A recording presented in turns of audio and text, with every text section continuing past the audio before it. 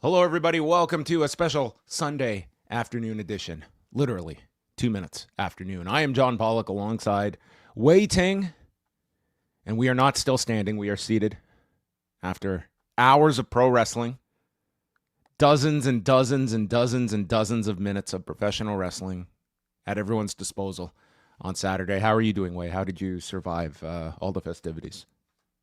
I'm okay. But I don't know if this is ever like the type of feeling you want to have from watching something that should be fun, you know. And most people aren't watching this the way we are, of course. I thought you were going to say most people aren't watching this for fun. They're watching this out of obligation. Listen, there was plenty to talk about between all of this. I am not in any race to do this again. And part of this was accentuated by the fact that one of the shows was here in Toronto. That kind of did add to things. But yeah, we will get into all of this. I don't think this is the last time we're going to be doing one of these, but it was it was a lot of wrestling in one day. So we're going to go through All Out, Wrestlepalooza, and time permitting at the end, I do want to spend a couple of minutes on the CMLL anniversary card from Friday. Yes, John Pollock did squeeze in at the wee hours of a Friday late Saturday morning. But let us not actually, before I will spend a little time thanking everyone that made it out to All Out on Saturday to kick off the festivities. Davey Portman, Braden Harrington doing a fantastic hosting job, and I walked into Gabby's. I was a little bit late, and as I walked in, I was trying to survey like where our area was situated, and I walked to this table, and I asked Davey, I'm like, who is here for the event? And as we looked around at the entire bar, Davey told me everyone. And I was very impressed. This bar at 11:30 in the morning was packed, which, I mean, it was lots of wrestling shirts, lots of wrestling conversation. I got to meet many fans of Poison Rana and Post Wrestling, all congregating here from far and wide that had come to this show. But breaking news, the most important answer that I was able to secure as an intrepid reporter, this coming from our last Ask Away mailbag. How is Mike Murray doing? The answer, he's doing pretty good. He was there. He was there, yes, with Nora. Amazing. Yes. A rare Mike Murray sighting. Who else was there from the post wrestling? From our crew, we had WH Park, who took in All Out as well. I think he was all out of wrestling by the end of the day. We had Bruce Lord all the way from the West Coast coming over, Jack Wannon in tow, and Eric Marcotte himself coming in from Sudbury. He was not going to miss the pancakes and pile drivers drink concoction that Braden and Davey had produced as well. It was a great time. It looked amazing. I really wish I could have been there. I would have even had one of these. So I believe this is called a pancakes and pile drivers, whatever this is that I'm looking at. Yeah, I don't know what this was, but it was accompanied by a strip of bacon that I just I don't quite understand, but it was a big hit from my understanding. Several orders of these drinks.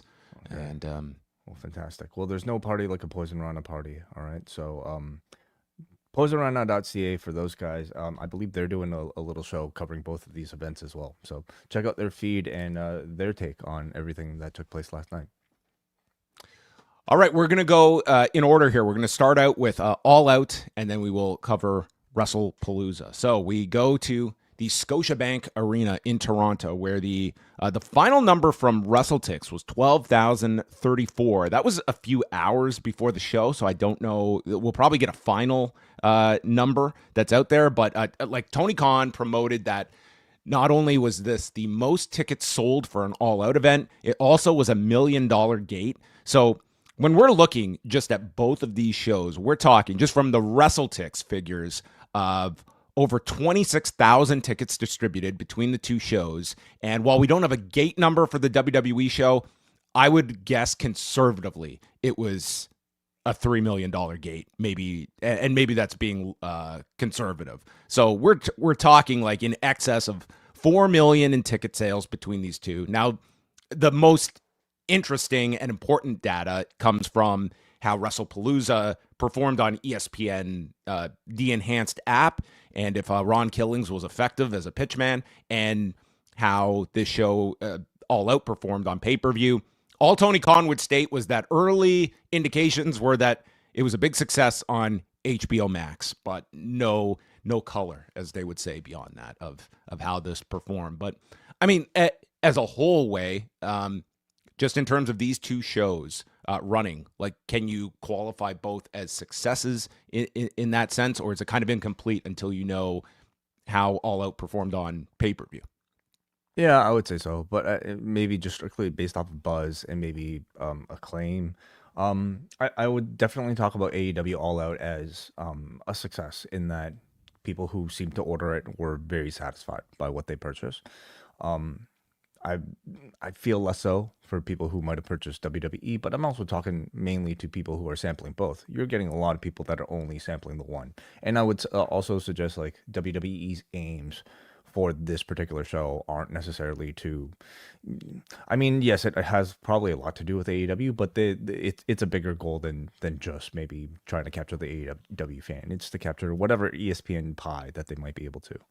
Yeah, that was like a fun side dish to WWE's ultimate purposes of September 20th. So we had the first Tailgate Brawl. It's airing on TNT.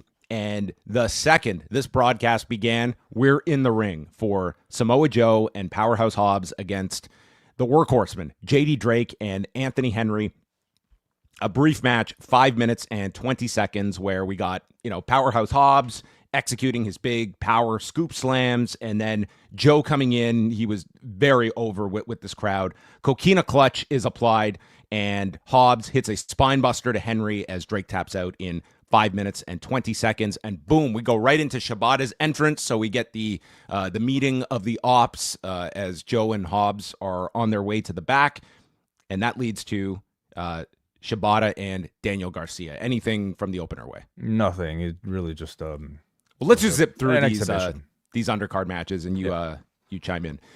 So Daniel Garcia came out. Good amount of heat for Daniel Garcia since the turn, and they go 14 minutes and 50 seconds. So this was the lengthiest match of the pre-show. And a lot of this, Garcia is selling his ankle throughout the match, and then he goes after Shibata's head with the DDT and works over him for a good portion of time. Shibata would hit a DVD on the apron, and after a pile driver by Garcia, Shibata survives, and then there's a kick out at one by Shibata. He fires back, traps the arm of Garcia for a choke, but then Garcia escapes, Gotch pile driver, and the curb stomp that he's utilizing now as his finisher, and not having a target in the form of a chair to have to hit each time. 14 minutes, 50 seconds, Garcia gets the win, and I thought like a solid pre-show match, I would say, of the three. I thought it was probably the match I enjoyed the most of the four matches that we got on this pre-show. Yeah, it was a good match. Garcia is obviously in the midst of a new repackaging. He's got new music now, and one of the side stories on commentary is that Daddy Magic has still not necessarily given up. He's still kind of cheering for Garcia and coaching him. So yeah, and there was the spot where he got up to confront Garcia, and the crowd was chanting for Daddy Magic. So yeah, they're dangling that. And yeah, please interject with any commentary notes that you might have. Was Danielson on for the whole show? Because that's what it seemed like. He's on for the main card. On the tailgate, it was Daddy Magic, Nigel, and Tony Schiavone. Hologram and Paragon defeated the frat house of Griff Garrison, Cole Carter, and Preston Vance. 3 minutes and 20 seconds. Cards on the table. I was in this arena for 8+ hours, and these were the 3 minutes that I went to go get a coffee and came back, and it was over. Did I miss nothing much to add to this one? Strong is reluctant to accept hologram and conglomeration, and they're just doing that. Yes, I met a very nice listener in line at the Tim Hortons at the Scotiabank Arena who thought it was very cool that I was in line to get a coffee. I was like, I'm on brand, okay? It's not a gimmick. Yeah. Mm-hmm. Julia Hart, Sky Blue, Megan Bain, and Penelope Ford against Willow Nightingale, Harley Cameron, Queen Aminata, and Mina Shirakawa in our Tailgate Brawl. What's a Tailgate Brawl, you ask? Well, it consists of all forms of tailgate fare, from beer pong tables, barbecues, coolers, and staple guns. That's for the Bills Mafia. Staple guns typically. What are you stapling? I suppose your signs at a tailgate. Well, it depends. Sometimes we do everything backwards here in Canada, so usually it's after a Leafs game that people take staple guns to their foreheads after another shortened playoff run. We get a lawn chair attack by Queen Aminata. I mean, there was some rough stuff in here, but generally the hardcore stuff did get over. They didn't go super overboard. It felt like this was the prelude to whether it's the blood and guts announcement, but this is just kind of setting the picnic table for what is to come.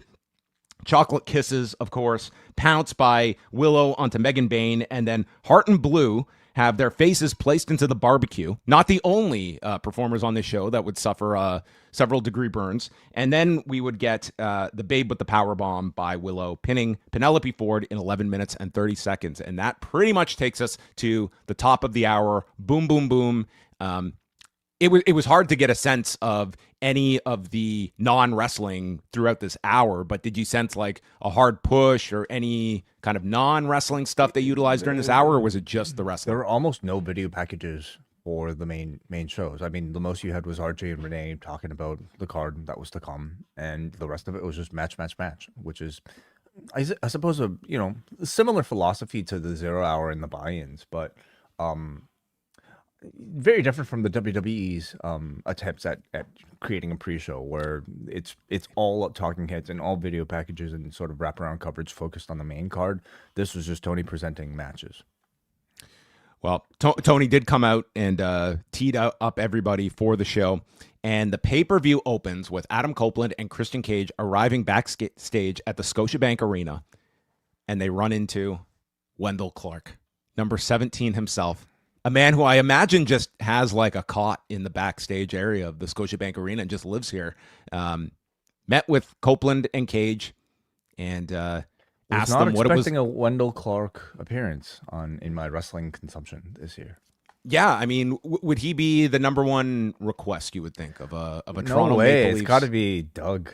Are you kidding me? I would think Doug Gilmour would be number one of this era.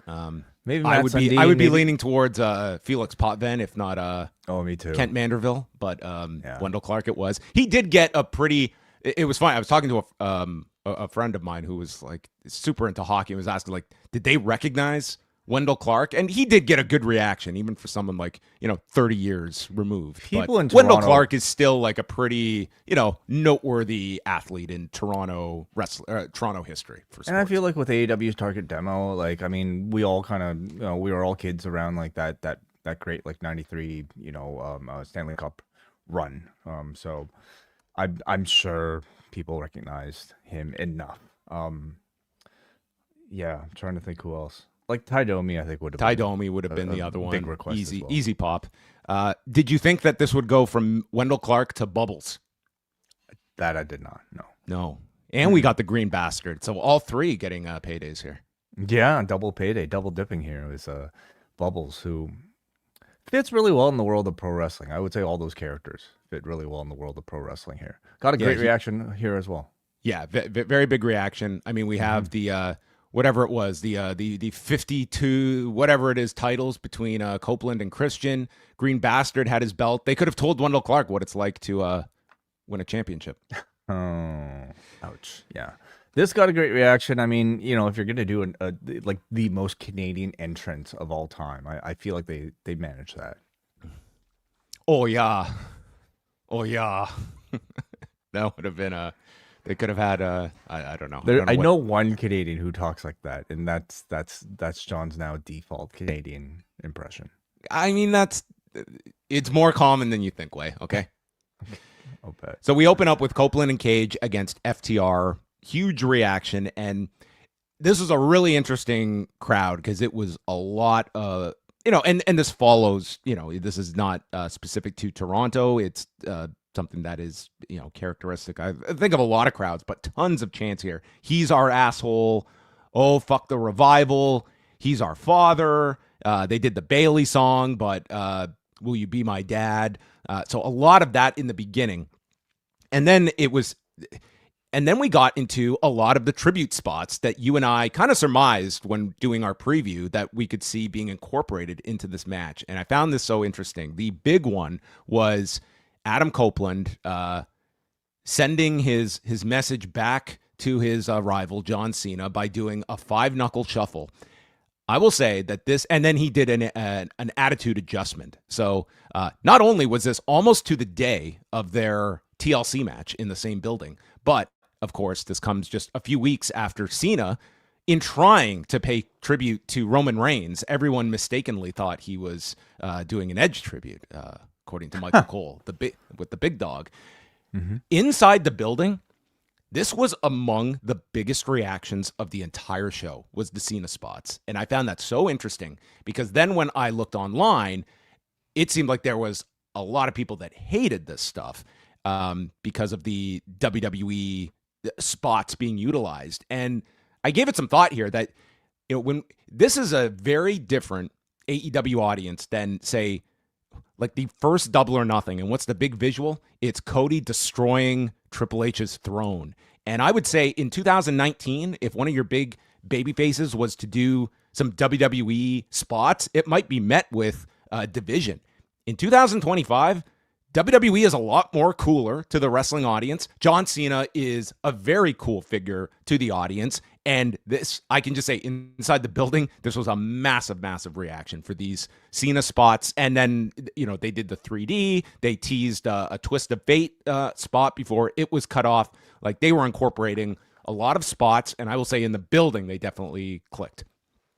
Yeah, I wasn't really online to really gauge the reception. I mean, I imagine tensions were probably a lot higher than normal for people that are online and tribalistic about this sort of thing, that they don't want any sort of WWE reference or interaction or homage. But this was, I think, a bit more personal than just any sort of company rivalry. This was, like two performers Cena did with Copeland, and now Copeland's returning the favor to somebody who was a big influence in his career. And Cena on his Instagram today, his lovely Instagram, which I hope is also not retiring, posted a photo of Edge.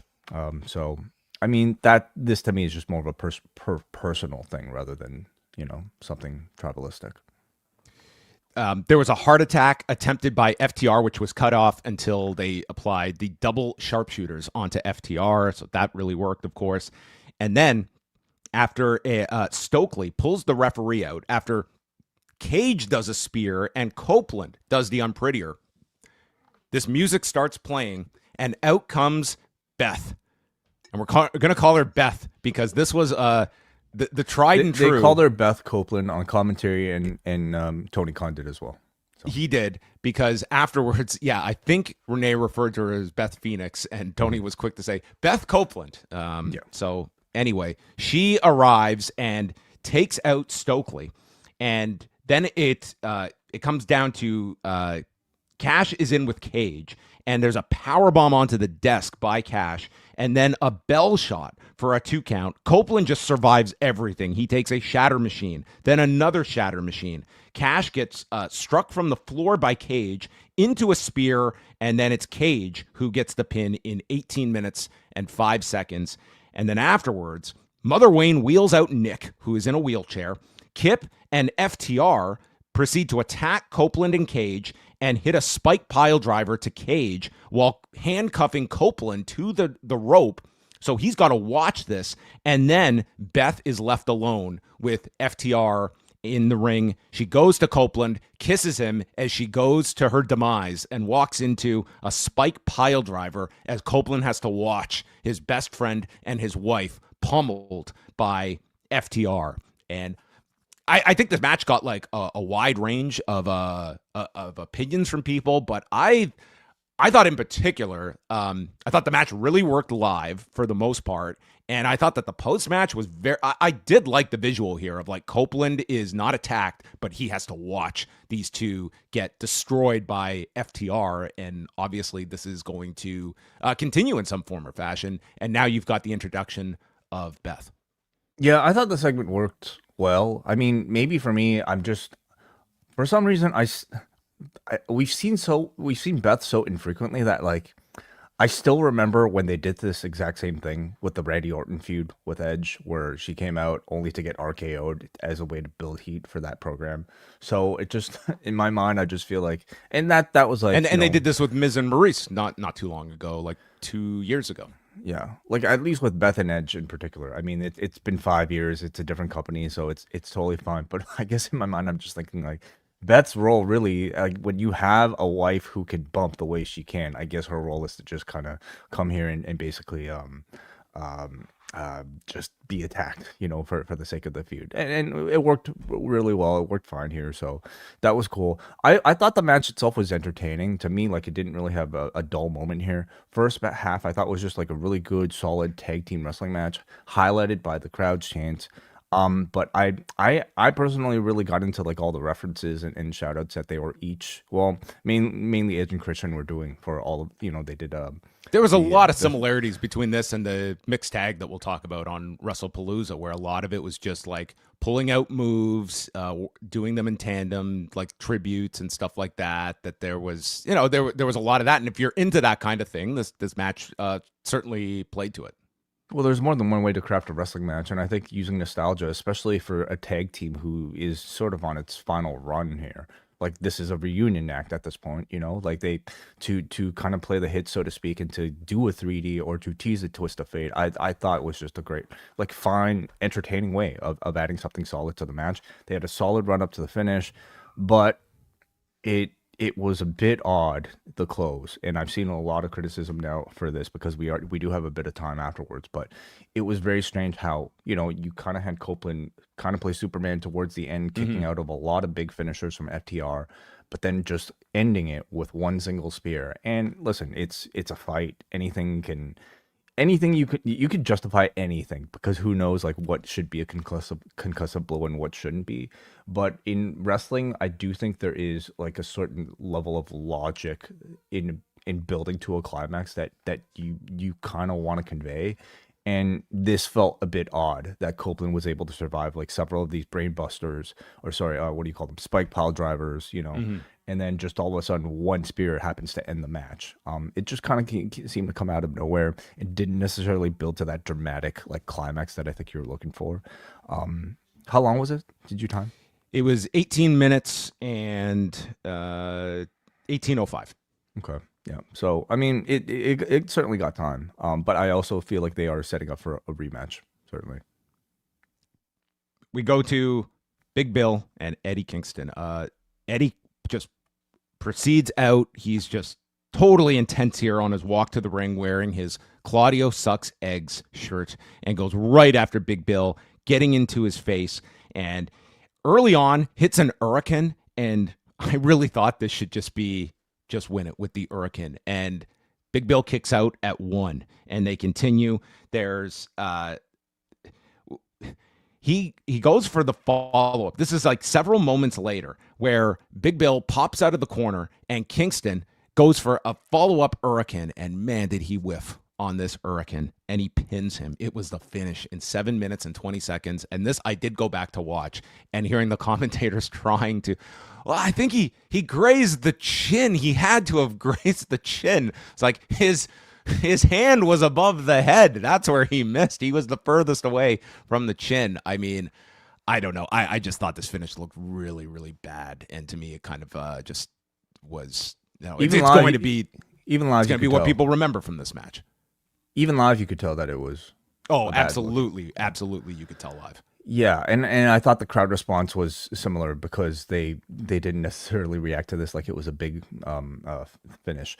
I mean, it's very unfortunate. I think with the 16-month layoff, like beyond the state of his ankle or whatever was broken, I mean, cardio has to be a massive challenge, right? For somebody at Eddie Kingston's age to have to come back from. I wondered if like the choice of Big Bill here, was deliberately chosen to present maybe more of a slower sort of like like Big Bill. We're talking a lot about Kevin Nash this week, for Rewind Away, and I think Big Bill certainly works that Kevin Nash big man style. And I wonder if like that decision, to choose this sort of match was to present maybe a bit of a slower pace for Eddie Kingston to be able to wrestle.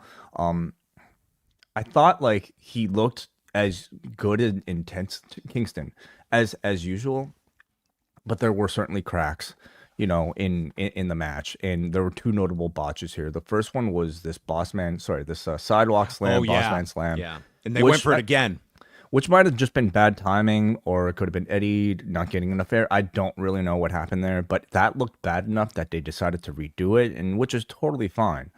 So they do show that they can say it didn't look good enough, let's redo it. They do have that sensitivity, which made it all the more confusing that they didn't attempt to redo that final Hurricane, which was the more important spot for them to have look clean since it came right at the finish. A lot of matches have botches, but I mean, when it's the finish of a match, that's going to affect your overall view of the match a whole lot more. So for somebody of Eddie Kingston's level, and yes, I understand he's coming back from a 16-month layoff, but when you're eating at a restaurant, you're not thinking about like what sort of like day the chef has had. You're just judging the final review on Yelp based off of the final result. We have to judge this match based off of the Eddie Kingston catalog. We simply have higher expectation, and by Eddie Kingston standards, this was certainly not a good match.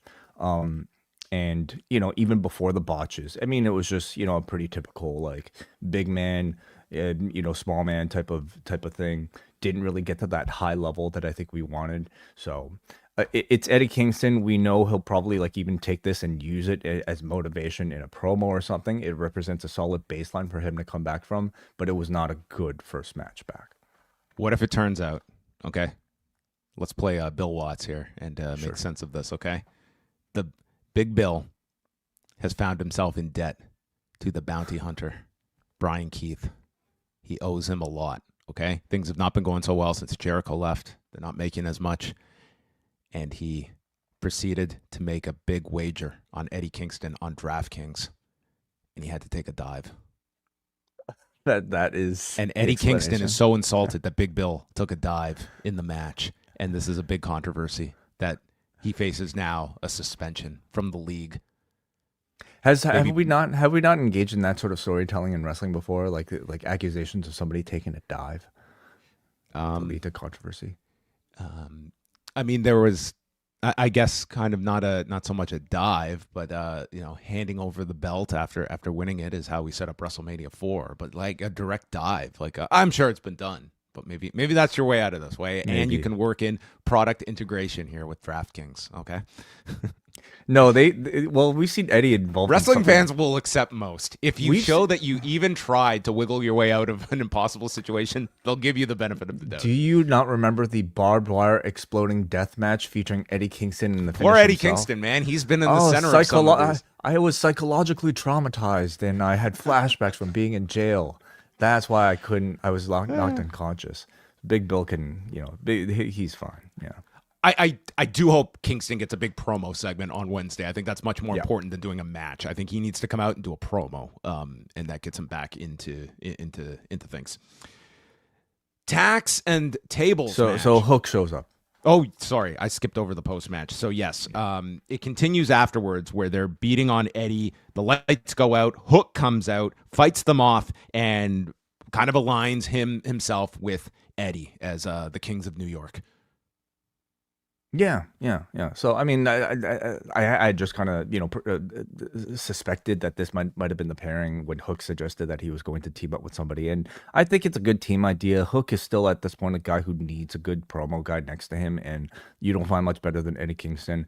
At the same time, Eddie, I feel like he's like 43, and therefore I think could at this point now like have a bit of a protege to kind of offer some of his value towards, and also to work some tag team matches to maybe just get back into ring shape slowly, which is not any sort of slight. It's just the reality of like being 43 and coming back from a year and a half injury. I get injured sleeping the wrong way. I can only imagine what 43 trying to wrestle like a new All Japan 90s style is like for Eddie Kingston. MJF, just hours after his bloodbath with Mystico, and we'll talk about a little later on from the CMLL anniversary card, comes back for another bloodbath with Mark Briscoe. Tables and Tax, which, as Tony Khan explained, they wanted to promote this as 10,000 tax, but they couldn't assure that would be the exact number of tax that they would have on hand. I mean, that's a level of detail I don't know if they would have been called upon. Yeah, you think WrestleTix will have an Number audit of tacks distributed 9,842. These liars. Can we get a turnstile Take that count up with for these tacks? Yes, false advertising of the tax. So it was just tables and tax. And both men come out in white, so you knew where this one was headed, and pretty frequently. Briscoe just immediately dumps tax all over the canvas, and they did kind of like these Memphis style teases of like who's gonna take the big tack bump, and then just oozing from the crowd as they're anticipating. And the first delivery of a scoop slam is delivered to Mark, and MJF would grind the face of Mark into the tacks. There's a table under the ring, and MJF just puts it back under, which is the easiest heat today for wrestling, that on both sides, to just remove the table instead of utilizing it. And then he hits Mark with an Alabama slam on the tacks, places the tacks into his mouth, and then finally, after a back body drop, Briscoe lands on his feet, and he backdrops MJF, who takes his first bump on the tacks. His shirt gets MJF's shirt gets ripped off, and there's a big dive by Briscoe. The table is brought back out. He hits a cactus elbow, and then as MJF comes back, hits a tombstone for a 2 count. There's tacks on the table, and they tease a tombstone off the turnbuckle. Then Mark tries for a J driller. That gets stopped, and he places MJF onto the table for a froggy bow as both crash through. Hits a second froggy bow, and then a final J driller to win the match in 19 minutes and 20 seconds. Mark Briscoe gets his big win over MJF at the end, which I thought was the right finish. The contract wasn't at stake here. This was absolutely a match that I thought Mark Briscoe should win, because I think this really would have just so slotted Mark Briscoe out of whatever they have cultivated with him over these last few months. So I thought it was a strong booking decision to go with Mark Briscoe here. And with MJF, you've got the contract, you've got plenty in the chamber with him. And I thought this was really well done match on a show that was going to have a lot of hardcore weapon elements to it, both before and after. Yeah, I mean, not to mention the fact that he's insulted his dead brother multiple times, and if this was going to be the final match, yes, the babyface had to ultimately get his comeuppance. It was a very violent and physical match, and these 24 hours for MJF, I feel is, they're probably 24 hours that, he'll at some point document in a future autobiography, just between the style of match and the difference in the crowds, and having to, fly over across an entire continent in the less than 24 hours to do this. It really is quite incredible. For context, his match was around midnight or so on Friday night, and this was at about 4 p.m. like we're talking about. So with a cross multi-country flight in between here, as did Hechicero and Máscara Dorada as well, who had to work both shows. Amazing. Very physical and violent match. I mean, they advertised tables and tacks, and you got tables and tacks. You got a lot of it. And you can always trust Mark Briscoe to just deliver, just sacrifice his body to just crazy extents to deliver on a match like this. And with MJF, you could very much expect the same, but with a whole lot of strong heel work, which we got to see here. I've never seen a match entirely advertised around thumbtacks, and I do think it's the type of gimmick where there are certainly diminishing returns the more you use them. Tacks are usually a great sort of final act, surprise, to end it.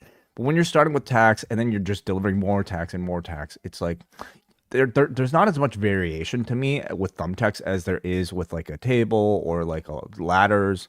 So you get your first big oohs and ahs with the tacks, and then they just kind of get back and they continue to wrestle. You get more oohs and ahs, and then each ooh and ah just kind of gets lower and lower, in my opinion, just because you realize, okay, it's not death. These guys are kind of okay. Well, then you've got to come off of heights to go through tacks. Yes. Yeah, or tacks in specific orifices. That's the next level. Yes, or else it becomes very taxing. DraftKings was our sponsor, and we had a Toni Storm promo here. I only bring this up to say that this was like a million times more entertaining than the R-Truth ESPN pitches that we had the night before when it came to shamelessly promoting your sponsor, but trying to do so in an entertaining fashion. Agreed. Yeah. Mm-hmm. We had a shot of Jerry Lynn with the Acclaimed after TV this week, and basically it's the Acclaimed are at each other's throat, but Jerry Lynn has got them a match, and they're going to wrestle together this week. So we're going right to the team this week as the team that cannot get along, save for their mutual friendship with Jerry Lynn. Mm-hmm. So this thing, AKA Uncle Ass. Is he gonna start dancing and wearing like booty shorts? I think he should just play Billy Gunn from now on. I think so. Sure. Okay. Yeah. Okay. All right. Ricochet against the Hurt Syndicate. Everyone's most curious match of the night of how this would go. So Ricochet and the MVP Gates of Agony. Ricochet and Gates of... Sorry, we're on a bit of a delay, so sorry if we're talking over each other. Ricochet and Gates of Agony are now known as the Demand. Yes. Yeah, not the supply. They are the demand. Yes, right. MVP did the ball and elbow early on. They were teasing Lashley and Toa as kind of the big collision of the two monsters stemming from Wednesday. Ricochet broke up a cover with a 450 splash, and then after Ricochet dives over the corner post, that was probably the most spectacular spot of the match. MVP goes for the play of the day. It is stopped as Toa and Khan have been removed, and they double team Spirit Gun, and then Ricochet pins MVP with the assistance of Khan. So it took two men to beat manager MVP, and that's how the Demand got their win. I mean, maybe we read a little bit too much into some of this, but boy, it's just hard to just watch the construction of some of these Hurt Syndicate matches, and whether it's the team that is chased to the back and forgetting about their tag titles and having any distance from their loss to MVP. I'll eat the pin, but we're going to have two men that must bring me down. I mean, I find it entertaining. And I get to beat the shit out of you on Wednesday, okay? I'm going to decimate your entire team, me, the manager. I'm going to beat the shit out of you all. But yes, I'll take a pin for you. I mean, so yeah, now we can't criticize the Hurt Syndicate, right, for not taking pinfalls. I mean, their manager just lost here, to the Gates of Agony. Whatever. Like I was a lot more supportive of like protecting the Hurt Syndicate when they were champions, figuring that we'd get this great payoff and this value would be passed on to like whatever hot tag team was to come next. They're clearly now not attached to the title picture whatsoever. And so we're just protecting the Hurt Syndicate, like Shelton and Lashley. For what reason, I'm not entirely sure. Like I understand, yes, okay, you can still promote them as like a great babyface tag team that are just dominant. But I just don't know if this company needs so many of those right now. Anyway, the match was fine. I liked a lot of the meat chemistry between Gates of Agony and the Hurt Syndicate. I think Gates of Agony to me have really been standing out as part of this new run as people who've been getting good consistent airtime, and I think they've really delivered, in delivering just high intensity offense. I really like Khan's targeting of MVP's knee. Good selling from MVP as well. Fine undercard match.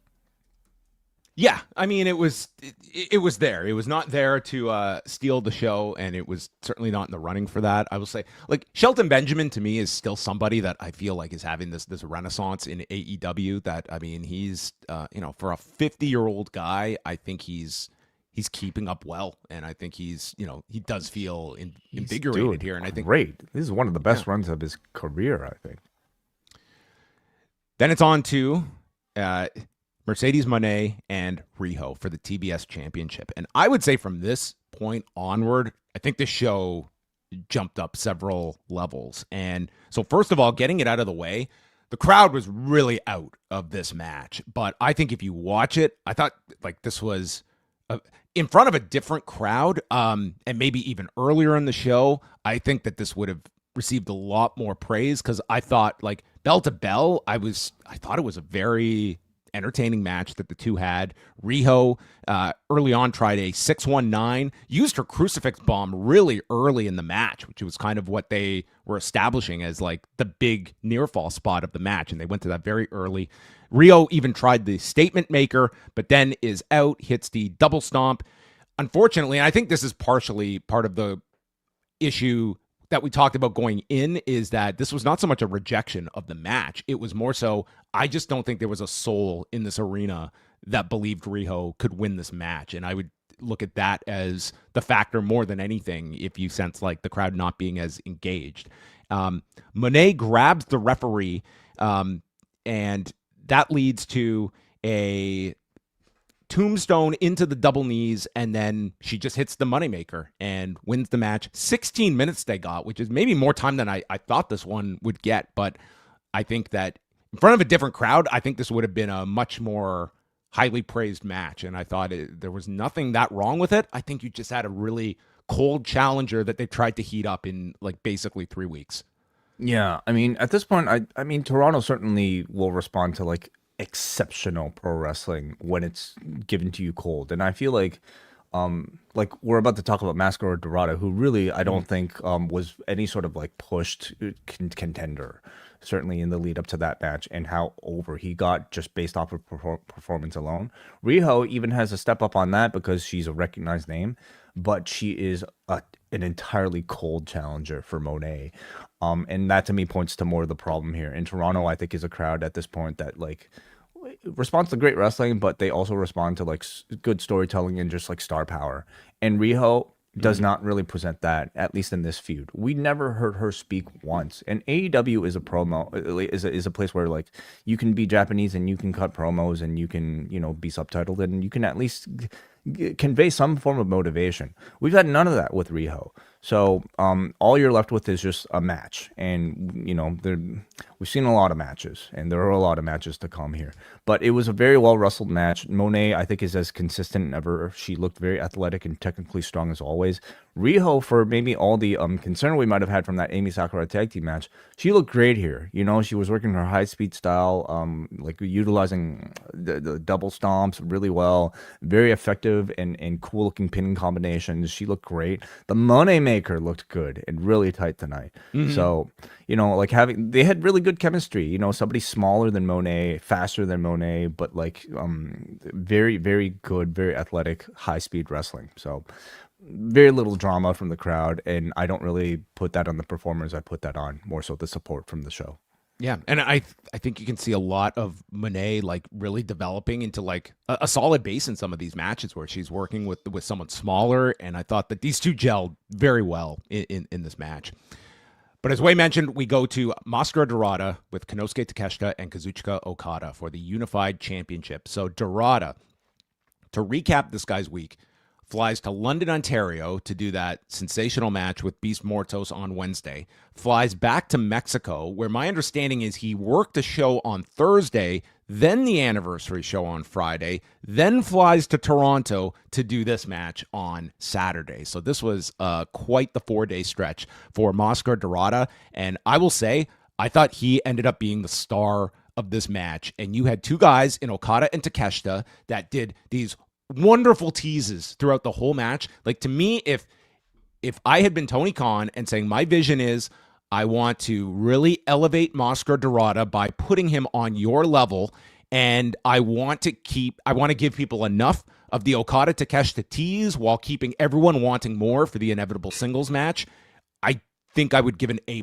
if that was the marching orders for this match, because I thought it was laid out so well, and these two guys gave Máscara Dorada so much. I thought he was like the most over of the three to this crowd, and it was just how this guy worked, and like this guy was not the odd man out in this three-way, which if you were looking on paper, he was a star. Like, everyone going into this was, well, here's the guy who's taking the fall. And by the end of that, the guy took the fall, but nobody looked at Máscara Dorada as just like the weak link of this match. In fact, I think you really elevated this guy to another level. Like I thought this match was just extraordinary in many ways. Yeah. I mean, what appealed to me most about this was the fact that like the guy who was the star of it was not somebody who has even spoken a word on AEW TV, a guy who wasn't even announced for this match 3 days ago. He's a guy who's not even really working for your company. Yet you come out of this having made him into somebody who you can certainly get very excited behind. And I thought this match was like a brilliant exercise in like matchmaking chemistry where like, Okada Takeshita, I think we anticipate it. We have some idea of what it's going to look like. But then you throw somebody from a completely different world in there with a totally different style like a Máscara Dorada. And that just changes everything and it completely just shifts what you thought was a pretty predictable sort of like an exciting, match between Okada versus Takeshita into something that you have no idea what it's going to look like. And I thought the results were just, amazing. Yeah.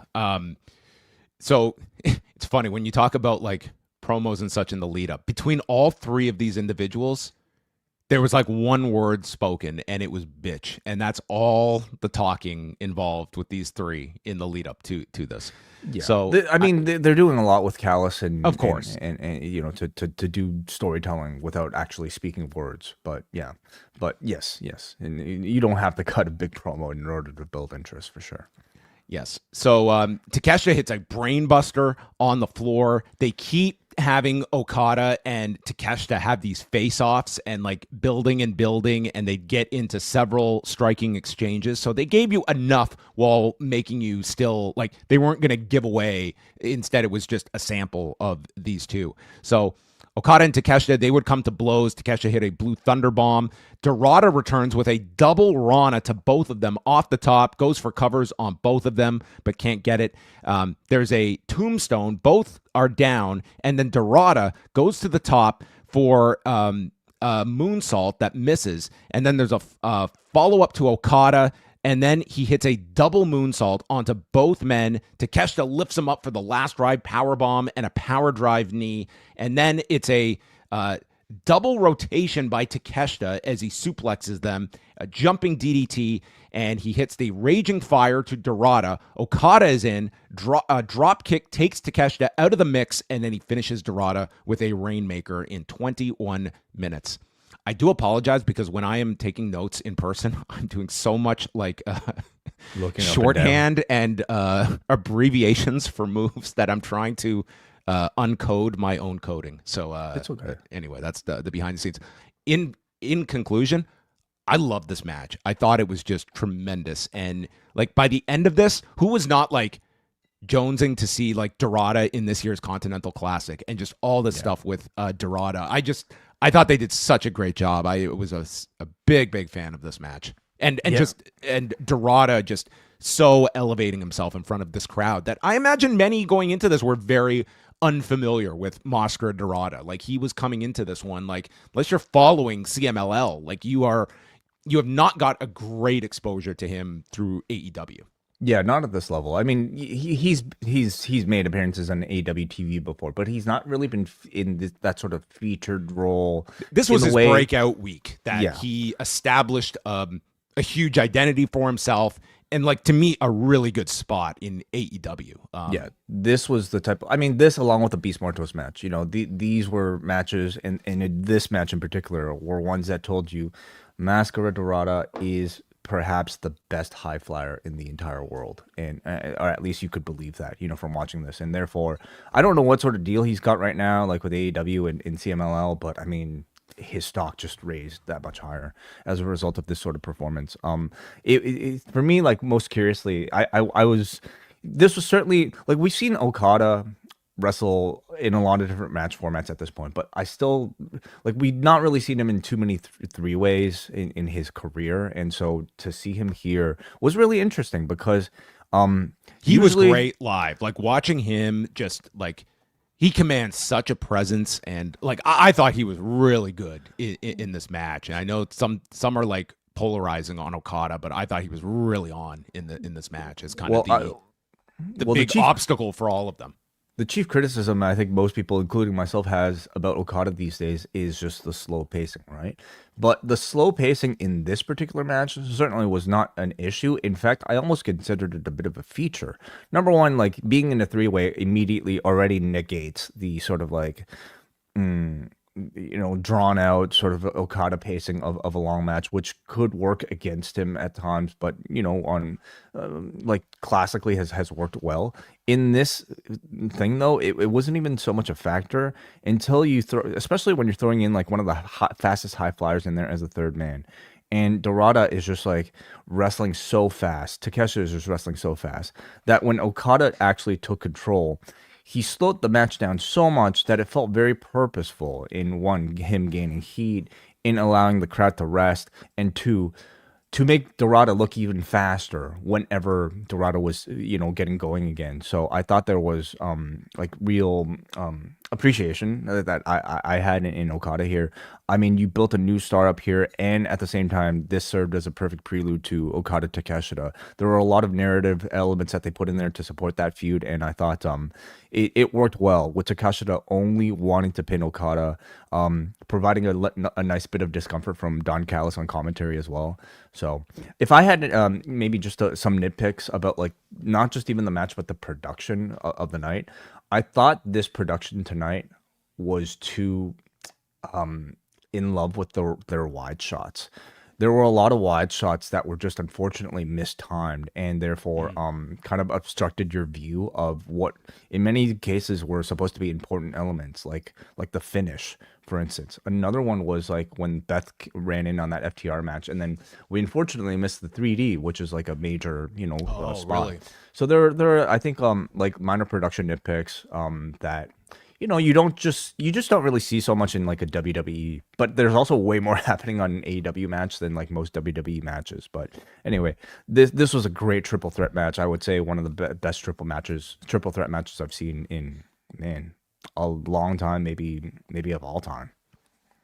It was really up there. Like I would go so far as like match of the year candidate. Yeah. Moxley and Darby Allin followed that in the coffin match. And, of course, Danielson on commentary with the follow-up to their sit-down interview on Wednesday. Darby jumps Moxley in the crowd as he's making his entrance, and boom, we get a coffin drop off the balcony to kick things off. So the crowd is going insane. And after the attack on Darby's ear, it's Darby this time trying to bite off Moxley's ear. Okay, so we get a nice tribute here to Yukon Eric and Killer Kowalski.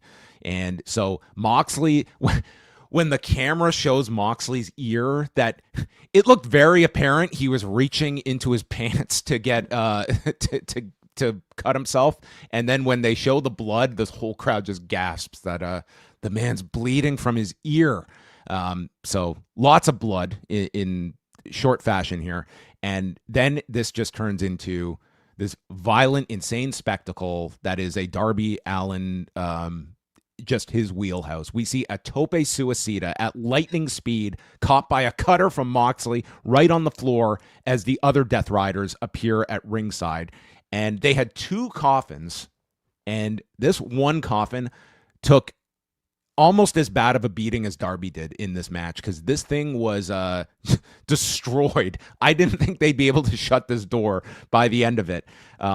Moxley applies a rear naked choke, and then Darby comes off the buckle and grabs a wrench and starts stabbing Moxley with it. So now Moxley is bleeding from the ear and the forehead. There is a coffin. It might have been a fork. Like, it was just whatever. He stabbed him with something. Okay, he was stabbing the man. There's a coffin drop onto the coffin, and then a scorpion death drop is executed by Darby. He continues to use the fork, and then a paradigm shift is hit by Moxley on top of the coffin, but Darby keeps the coffin open with a pipe. That I understand if you do purchase a casket with the right down payment, it does come with a pipe in case the body is still warm. Oh, that's nice. Yeah, so like they can't emergency. bury you before. Okay. Brian then passes over a nice grab bag for Darby, maybe with some AEW merchandise, maybe some future tickets, and a plastic bag. I love that this plastic bag had to be placed inside of a bag too to transport it. It's ridiculous. Yeah. I mean, I don't know how the Planet's champion, should be feeling about. I mean, this guy endorsed plastic basically. So could he not find a burlap sack? I guess that wouldn't work so well, right? A reusable bag. So Darby tries to suffocate Moxley as the crowd chants, "This is murder." And these two are probably thinking, "Oh, just wait." And they're also chanting. You were among the many chanting that, right? Did you partake in any chants? No, I did not. No, I did not. Though I was in You weren't chanting. What were they chanting? I didn't sing Christian. Oh, I want to know. Will you be my dad? You weren't chanting that. No. The lucky recipient of getting to sit next to John Pollock was the great Rob Bahari, and he got to see stoic John Pollock. I will just say, watching this whole show with Rob Bahari was a treat in and of itself. This guy is like, this guy can see a match play out. He's like calling spots as they're like minutes away, like boom, boom, boom. He's just, he's a very, very smart guy. So shout out to Rob Bahari. And then out comes this fan, jumps into the ring. This short-haired individual who's hopefully got his visa intact. It is a shortened-haired Pac. This poor guy who could have made a killing by working this anniversary show the night before and losing his hair, just cut his hair on his own. What advice did he get when he chopped his hair off? But it is Pac, and more surprisingly, it's Pac in a shirt. All right, which is. Do you think he's just let himself go? He's got a zero pack now. Zero pack, yeah. I don't know about that. The man looks like he's been pretty ridiculous. Like, it's so ridiculous that like he looks really weird in a shirt. Like, he's the type of guy where he's so large that it looks like he's wearing like an oversized shirt because his head is so small in proportion. He just looks normal when he's shirtless, right? When he's in full gear, and it was just really odd to see Pac. Now, that was more startling to me than the new haircut. Pac in a t-shirt in a wrestling ring. So he hits a razor's edge to Darby on top of a coffin on the floor. Darby is half dead, and then they place him into a bag and shut the coffin as Moxley wins in 20 minutes, and the Death Riders carry Darby away. There would be an epilogue to this story, but the match itself, I thought for what this was designed to be, I thought this was spectacular as well. I thought this was another just outstanding match that this audience was totally with from start to finish. It was everything you would have wanted out of a Moxley-Darby affair. It was violent. It was, I just thought it was really laid out well. And I think a minor surprising outcome of Moxley going over here, and obviously a lot that you can follow up with here with the return of Pac, which, there's interesting stuff going on with the Death Riders. Now that you have Garcia in the mix, you have Pac, Gabe Kidd is lingering. They've got the Kris Statlander story. It's like there's all these little sidebar issues going on with the Death Riders. Because the opposite of this, like Moxley losing a match like this, it almost would like necessitate like a disappearance of Moxley for some time. Although we say that a lot with Moxley, and then he's right back there on Wednesday. He is never going. I don't think this guy's ever taking any of his vacation days. So, I thought again the second half of this show, it was pretty goddamn spectacular, and this would be like Exhibit B. Yeah, I thought this match was incredible, and it presented like this incredible 1-2 of like top tier caliber matches that couldn't be more different. Having that 3-way, which I thought was like, to me, one of the best 3-ways I've seen this year, maybe of all time, followed by something like this, which is certainly one of the best coffin matches I've ever seen, but one of the best like hardcore matches I've seen in quite some time too. I thought was just an awesome sort of like sampling of just how different and how varied AEW can be on these shows. These two just have outstanding chemistry, of course. Darby is as fearlessness as we've ever seen him. He has the fearlessness of like a Sabu or like a Jeff Hardy, but what makes Darby different is that he's incredibly graceful and precise with all of the things that he does, whether it be like diving out of the ring or diving onto a coffin or diving off of a balcony. He's not sloppy at all in everything he does. And you couple that with like both of their very masterful understandings and craftings of like violent scenes. And you just got just this great sort of atmosphere here. I thought they made great use of the weapons here, whether it be the ear blood, or like or this coffin, which ultimately is just like a giant metal table with far less give. So every time they bumped into it, flew into it, that Death Rider onto the top of the coffin was crazy. Pac delivering that awesome bomb to Darby off the top rope into the coffin, that was insane. I loved having Danielson play a role in here to, pass the plastic bag, and it almost gave the match almost this sort of like, well, you almost were getting the impression that this was going to tie up the Death Rider story and that this was ultimately going to be the end. But instead, they gave us the return of Pac, which, was a very worthwhile surprise. I almost wonder if, like, yes, we're thinking about, and I think the audience is demanding this, like, women's blood and guts, but they are rebuilding the Death Riders and refreshing the Death Riders in such a way that you could build to a Death Riders opposing somebody else, form of blood and guts as well. Everyone's got blood, everyone's got guts, regardless of gender. So you could just have a diversity of blood and guts matches. Yeah. So do you want to talk about the angle now that followed? After the ladder match, we're in the back, and presumably Darby has been in this coffin for an hour. He's dead. He's trapped in the body bag.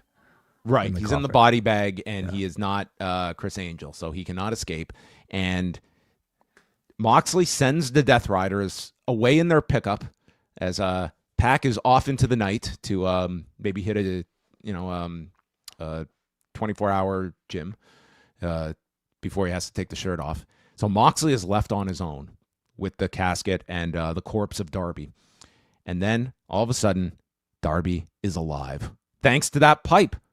And he manages to get out of the coffin, and he attacks Moxley, puts Moxley into the body bag, and then douses it with kerosene. And it might have just been like spray paint? Lighter fluid. Well, is spray paint flammable? I'm not really sure. But he just sprayed him with some convenient flammable thing. I'm not going to go into my backyard to fact check this and see, but he lights the bag on fire. Yeah, aerosol paints are highly flammable. So okay, so not only was he trying to kill Moxley, but also are depleting ozone layer as well. So this is not recommended. Okay, Daniel Bryan would not be giving a thumbs up to this, but who knows? Maybe he's changed his ways after the plastic usage. So yes, Moxley is lit on fire. This was murder, and Moxley proceeded to yank his way out of the bag, which Darby was like, it's that easy to get out of this bag? I've been in this thing for an hour. I don't know what you felt about this way. To me, this was one where this was like just several steps beyond like that you could take in any kind of serious manner, and I didn't think this followed the match as well. I just felt it was pretty typical, like Darby Allin craziness. I mean, I honestly didn't think that much more of it than like, I don't know what, like Moxley attempting to throw Darby Allin onto the railroad tracks off of the Grand Ballroom, or what is it, like Darby dragging, who was that, Wheeler Yuta in a casket, or sorry, who did he drag? It was Gabe Kidd that he tied up to the truck and drove. We haven't seen Gabe Kidd since. They dragged him all the way back to New Japan, I suppose. Yeah, well, we should probably not see Moxley for at least till Wednesday, I guess, from this. Well, that would be. I mean, and then Renee had to. I don't know if this aired on the press conference or was right before it went live, but she said, it's been quite the night for our family, but we will move on. Does Moxley get Renee's free healthcare in Toronto? I wonder. Oh, maybe that was this was a strategic one. If you're going through like immolation on a live pay-per-view, do it in Canada on your wife's healthcare. That I assume she still has coverage. Honestly, like seriously, Don, it just felt like, it's another day in the life of Darby Allin. I understand there's a long latitude of where you can go with Darby. When my reaction was like laughter, I don't know if that's the reaction you're seeking, but maybe you are. Maybe like this is supposed to be so over the top and preposterous that's kind of the Darby charm. I don't know if I should be feeling like, it's just another day and like the zany world of AEW either. Like this should have a lot more weight to it, but it was kind of played as rather casual and typical. All right, let's go. We'll go backward now. Mark Briscoe was in the back with a reunion of the conglomeration. and he is challenging 3 members of the Don Callis family to face himself, Hologram, and another member. And then they get a phone call with Kyle O'Reilly, and the person on the phone is asked about returning, and his answer is whatever. And so we are going to have Briscoe, Hologram, and the returning Orange Cassidy against Kazuchika Okada, Konosuke Takeshita, and Hechicero on Wednesday in Pittsburgh. Could be RVD. Wasn't that his catchphrase as well in the WWE? Yeah, I don't know. Whatever, I don't know. dude. Yeah, I don't think RVD is politicking his way for AEW bookings. That would be my thought. But yeah, okay. I guess it remains to be seen who we get in Pittsburgh. All right. Yep. Orange Cassidy returning. Toni Storm, Kris Statlander, Jamie Hayter, and Thekla 4-way for the women's championship. Wait, what's next? Oh, you're right. Sorry. Yeah, the ladder match followed this. Yeah. They did this amazing trailer for this. 4 Ways to Die with Toni Storm. I thought this was the best video package on any of the shows that I watched this weekend. Mm-hmm. It was outstanding. Like they made this like one of those like like 70s action thriller trailers. I mean, it was even like just the graininess of it. I mean, they put some real time and effort into this trailer. I liked it a lot. Yeah, it was very good. Very, very different as everything with this Toni Storm character, including like the DraftKings ad. So like for we're gonna talk about the WWE show eventually, guys. Eventually we will talk about it and like their unique production elements they made for that show. But I'm kind of a lot more impressed when AEW is able to like impress us with their production, because I can also imagine how that they're like just a fraction of the staff of a WWE. Yeah, I mean, it really is a big difference when it comes to the infrastructure and planning of a lot of this. I don't know, this probably wasn't shown, but do you know who proceeded to be seated in the front row for this match? Who? Shad Khan, who made his way into the front row. I presume he was with his daughter, with Tony's sister. And seated with Chris Harrington as the 3 took this in, and he lasted until I think like midway through the ladder match. So he was here to check out. This was his main event. This and the ladder match. Cool. So, I mean, Thekla does her spider suplexes and then the spider walk, which Toni just stomps her as she's in. Crab pop for that. All 4 go down. It was. We'll talk about it later. There is no greater contrast of a move than watching Toni Storm's hip attack and Jey Uso's hip attack. Because one, I worry that the person has suffered immense backlash, if not a shattered neck. And the other is very protected. Hayter makes us.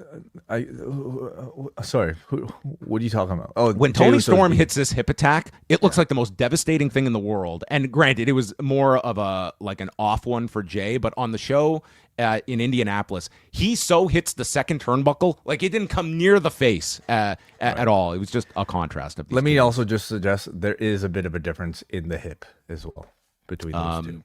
Yes, yeah. Well, the hips don't lie way. Thekla spears Hayter off of the apron, and then it's Kris Statlander left in the ring with Toni Storm. And at the beginning of the match, Yuta had come out for words of advice for Statlander, who's just not necessarily paying attention to Yuta, and shoos him off. And so with Statlander left alone with Toni, she uses the seatbelt and pins Toni. This was totally out of nowhere, and it stunned everyone. I think this was the most surprising outcome on the show, with Kris Statlander winning. But it's one that, I mean, I had given it a low percentage chance of them doing this. And certainly it was not Statlander. But when you do look at some of the hints they had led along the way, there's this overarching story with her, with the Death Riders and Yuta.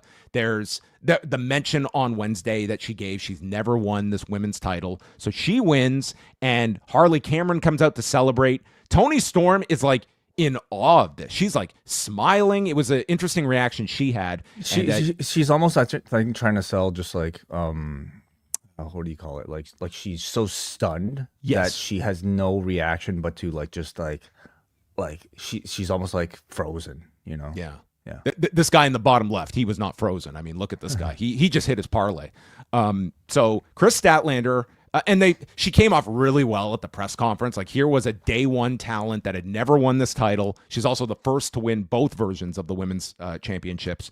And I think this really does give it does give a bit of a refresh on the women's division. Toni Storm is bulletproof at this point, and this opens up a lot of interesting doors with Kris Statlander having the title. And again, I'd encourage you to watch the press conference. I thought she came off real well in this setting as well. So a bit of a surprise outcome here, I would say.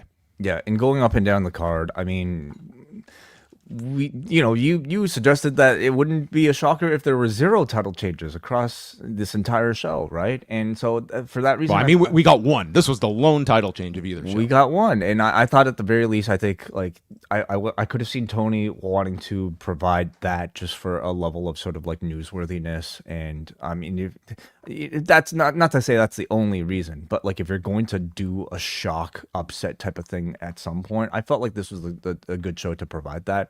I almost wonder if it was deliberate how understated the push for Kris Statlander it was prior to this. She's been featured, but she's been featured in a completely different storyline, and therefore that's why I kind of dismissed her chances of winning this match. She's tied up with the Death Riders, tied up with Yuta. She's not going to win the championship. So when this happened, it shocked everybody, and I like these sort of upsets, done once in a while, and I think with long-term purpose, and with somebody like Kris Statlander, the talent's there. Promo ability, I mean, I think she's passable, but like she's delivered like really solid promos as well. This though is the type of like push that I hope under this sort of spotlight we will continue to see her ascend to like a higher level than we've ever seen her before. So I think that, like, she represents a great candidate to evolve with the championship. I love the fact that she got a legitimate win here. She didn't pin somebody else other than the champion. She pinned Toni Storm, and I believe she made mention of wanting to face her again, or at least that's probably the rematch we're going to get right after this. I mean, that it was very clear where they were pushing this. She said she's beaten Toni Storm twice, but never in a singles match. So it makes all the sense in the world that you do the singles match. But yeah, they could have done something where Toni Storm was distracted and taken to the back, and Kris Statlander pins someone else, wins the title, and then Toni Storm never references this title again. So that is one way to take titles off of people. That's right. I see Statlander beating Toni Storm proper just to kind of further legitimize her. And yeah, like you mentioned, John, at this point, Toni can move on to something else. She doesn't need a championship in order to be featured on the card, whereas I think the title represents a great device to elevate your really strong roster that's bubbling up in this mid card that can, and it's not just Statlander that's rising up. Now she's going to bring up, along with her, you would expect Willow, you would expect Harley Cameron, and who knows who else. Like, she's involved in all these different things, from the long-standing issue with Willow, the team with Harley, this Toni Storm rematch, the Death Riders. Like, she's involved in all this different stuff. So I think there's a lot at your disposal. I'll just say, for the match itself, I didn't think this followed the prior matches. I thought the match was fine, but I think it was the outcome that was focused upon. I didn't think the match like really reached that incredible level. Yeah, it's a high bar on these AEW pay-per-views. Not to say this match was bad by any means, or like it was good, but you need to be great on these shows. And that takes us to the 4-way ladder match with Brodito, the Young Bucks, Jet Speed, and Josh Alexander and Hechicero. And I don't want to say this match was like flying under the radar, but it really was a visual when you see all these four teams in the ring about to start this match, that you realize this is going to be pretty goddamn incredible. And I think, and this is coming from me, that I think I've seen my entire life's fill of ladder matches by this period. They're not my favorite types of matches, but my God, did these 8 guys come out with the idea of doing as incredible of a match as feasible over these next 25 minutes. So early on, Mike Bailey took several of these falls onto the ladder. I didn't know how this guy's knees were holding up by the end of this, because he took a spill like on his hip, and then later in the match did like the double or the moonsault into the double knees on the ladder. And just the way he like overshot Hechicero, it was like I thought this guy's legs were destroyed by the end of this thing.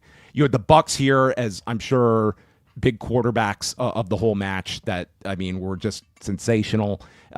they Josh Alexander and Hechicero paired up with the Young Bucks early on, and then as the Bucks teased a dive, they psyched out Hechicero and Josh, and instead just ran for the ladders to screw them. And I thought that was a pretty fun spot that they incorporated here. Kevin Knight, I think he was determined to get another "This Is Murder" chant going with some of the bumps he took in this one. Hechicero delivered a surfboard onto Mike Bailey on the ladder bridge, and this is what set up the moonsault into the double knees as Bailey crushes his knees. Bandito does a sunset bomb to Josh Alexander on the ladder bridge, and was Danielson wincing at Josh's state of his neck taking this sunset bomb?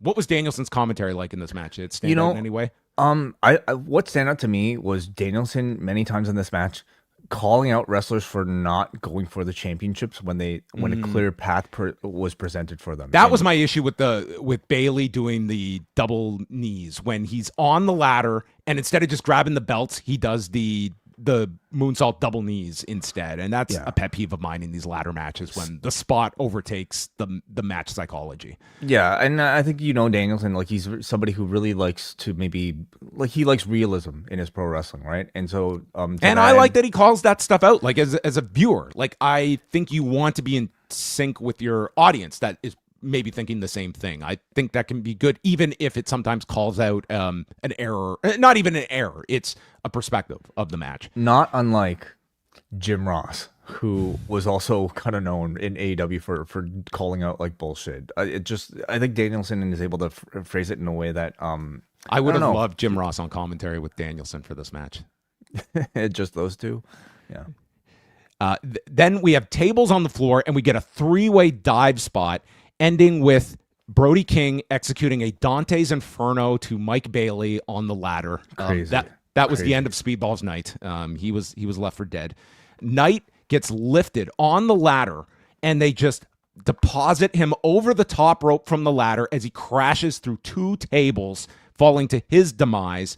We get the BTE trigger to Alexander. King then tips the Bucks off the ladder, and it's Bandito with a ladder moonsault. Okay, he's on the turnbuckle with the ladder for a moonsault onto Josh Alexander on the floor. Just insane, and recovers to grab the belts with King in 24 minutes and 40 seconds in what I will say was a ladder match. Like, we have talked about so often, like, the ladder match standard is so high, and the precedent that was set decades ago, it's so hard to reach that level. And I would say this year, between the TLC matches that we saw with the SmackDown crew, the tag teams, and to an extent, and this one too, I think this has been a year that has produced matches that are going to be of that ilk, that are remembered beyond just the week of.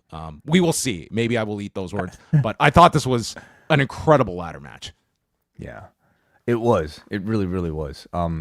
Way hated it. No, I'm just trying to think of what you're saying and whether or not I will actually remember this, okay? And I hope I do, because, like, the effort and the quality of it was outstanding. Like, when we're talking about spectacle, when we're talking about, like, creativity in ladder matches, I thought this delivered it, and really flawless execution for almost everything. So I couldn't, like, say more about it. I guess I just, like, but I still feel... I've seen a lot of these, whereas, like, I've seen fewer coffin matches, I've seen fewer thumbtack matches. I don't want to, like, just say anything bad about this, because there's nothing bad to say about it, other than maybe what Danielson was able to point out, that, maybe some of the realism was broken a little bit when guys were opting to, like, do their moves rather than, like, actually grab the belts. But I think there's an expectation for these sort of matches to be spot fest. I mean, look at what it is, like, on this marquee. So it delivered that in just great abundance. So really excellent, very creative, incredible pace. Exceeded expectations, I would say. By the way, to my understanding, this was Hechicero's first ladder match ever as well. I would just go out on this high. This should be his 100% hit rate of ladder matches that he's now completed. All right, and we're going to zip through here as we go to the post-match, where the Bucks are in the ring. and Jack Perry arrives. And from there, the Bucks attack, and he is being set up for a BT trigger when Perry smiles, looks up, the lights go out, and we get the resurrection of Luchasaurus, who appears in the ring. And So this is that same video that aired when Killswitch or Luchasaurus made his re-debut. I felt I was watching a replay here of Yeah. what happened a month ago. And even when that video aired with Kip Sabian, like people, like keen-eyed viewers were able to point out, oh, the sleeve on the surgeon's arm looks very much like Jack Perry's sleeve, and those people were right. It was Jack Perry. Now I'm also wondering if, like, my suspicion is that Killswitch was never supposed to re-debut until this particular moment, and only the Nick Wayne injury facilitated them pushing that up. I would be shocked if that was not the case. Like, this felt as though just forget everything you watched in the last month, because that was a Band-Aid situation, and him and Kip are like, that's it, they're done. And he took off the kill switch band around his waist, so it looks like this is now the return to Luchasaurus, and we got Baltimora to play, and the place went wild for this as the two hugged, and Jurassic Express is back together. No Marco stunt. Well, we'll see, Okay. won't we? No, don't think so. Yeah. So apparently this was set This up. dude also hit his parlay. Okay, he predicted a return. So apparently the story was like set up on BTE, where like the announcers let us know that Jack Perry sent the Bucks a knife and said, the next time you want to stab me in the back, here you go. So the turn They've been teasing this for a few weeks on being the Elite. So. Right. Okay. So yeah. So here we are. We're back to Jurassic Express, but I mean, I'm hoping a different version of Jurassic Express, or slightly altered now that. I think the scapegoat era, I think everything from All In 2023 to this moment has all now just been completely forgotten. And I don't think the scapegoat run will be all that referenced in the Jack Perry story. I don't think so either. But the bus is cool. I hope they keep the bus. Maybe repaint the bus. They can have a Jurassic Express. Okay, that's maybe one way to go. I will say, like, it's given. Well, it's changed his name, so I imagine he's gonna stick with Jack Perry and Luchasaurus rather than Jungle Boy. But like Jack Perry now, at least, like, I think has improved confidence. He on the mic, certainly, that he can bring to this new version of Jurassic Express. So I'm curious to see what like a more mature version of this group is like right now. So we're getting the Acclaimed reuniting, Jurassic Express reuniting. What are we learning here? Don't break up your tag teams. You know, singles runs for most people might not work out. Yeah, I don't think they can pull off Santana and Ortiz, but I think we're going to get most of the 2009. How far are the best friends from a return? Pretty far, I would suggest. Yeah. All right. So for Pittsburgh on Wednesday, we've got the trios match that they announced with presumably the return of Orange Cassidy and a big announcement from Tony Khan. Mm-hmm. What could it be? What do you think got the big reaction inside of the arena? Which graphic? Orange. Yes. Big announcement. Yeah. I've got the HBO Max numbers, and I'm going to break them down by demo. Hangman Page, Kyle Fletcher. So at this point, it's about 7 o'clock. It's just past 7 o'clock. This match got into the ring, and the bell rung at 7:15. I was kind of talked into and believing they might go the hour. It was not an outcome I thought of for this, but I thought it made a lot of sense for where they were going with Kyle Fletcher. Now, that was not what they did, although it was a plenty lengthy match. They didn't go the hour. Oh, you mean like a draw? I thought they were going to go 60 to a draw. Okay. Yeah. I'm strictly talking about length because this show went off air at like 8 o'clock, so it wasn't really that far off from doing an hour. They were only 20 minutes away from going. They went 38 minutes here, so it's not like it was a crazy extension to what was already a very lengthy show. So they were starting this match at the same time as Lesnar and Cena were doing entrances, or was it? Yeah, about that, because I didn't have both on because they did that big video package and Paul Levesque's introduction. So I mean, this match was going head to head with Cena and Lesnar. Although I imagine this match was still well in the process by the time Cena and Lesnar was over with. Yeah. So Kyle comes out, main event gear, this pink arrangement that he was going with. First of all, Mr. Man, I thought Kyle Fletcher just totally had like the feel of like a big star here with Hangman Page, and I thought this guy, this is the toughest position in pro wrestling at this point, is headlining an AEW pay-per-view, and these guys did it. No weapons, no blood, and they had to go longer than anyone on this show. And I imagine maybe some, like, they were just exhausted by this point. I can't say I was, because I thought by 7 o'clock, I thought we would not be this far into the show. So maybe it was just me going in with the expectation of the show's length. But I definitely heard from a lot of people that this was just a ridiculously long show, even at the high quality that we've been talking about. But I thought that these two did a really outstanding job. I thought this match was flying by. When they gave that 30-minute update, to me, it did not feel at 30. But so Kyle, he hits this nasty-looking Michinoku driver. There were some very scary, like, neck bumps in this match that Kyle took, that Hangman took. There's a moonsault off the buckle by Hangman, and Kyle catches him like with the Adam Cole like super kick in mid-rotation and follows with a Liger bomb. Page comes back, hits a tombstone on the floor. They do have tables set up, so I will say there were table spots in this, so they did have some weapons. And they go to the timekeeper's area, and this is where Kyle hits a brainbuster through the table. And from there, they manage to get into the ring. Page kicks out, and this is around the 30-minute mark. The crowd starts chanting, "You're not ready," at Kyle Fletcher, which I thought was like a good like heel chant to tell the story here. Then he teases the brainbuster off the apron, which was a spot they pretty much had to do after the angles on TV with Omega and then Wednesday with Hangman. But instead, Page is ready for it. He counters and turns it into a deadeye, putting Kyle through the table on the floor. And then, in maybe the best timed sequence of the match, Hangman goes for the buckshot, and Kyle just perfectly collapses so he can't absorb. I thought that was just outstanding. It's like the Okada Omega collapse. They timed this so well. And Hangman pivots and hoists him up for a one-winged angel that Kyle is able to avoid, and instead hits a deadeye for a 2 count. Then it's Kyle trying to go for a Stormbreaker, which Hangman stops, and he hits big pressure onto Kyle Fletcher. Awesome near fall. He then goes for the buckshot again, and Kyle catches him with the small package but can't hook the leg.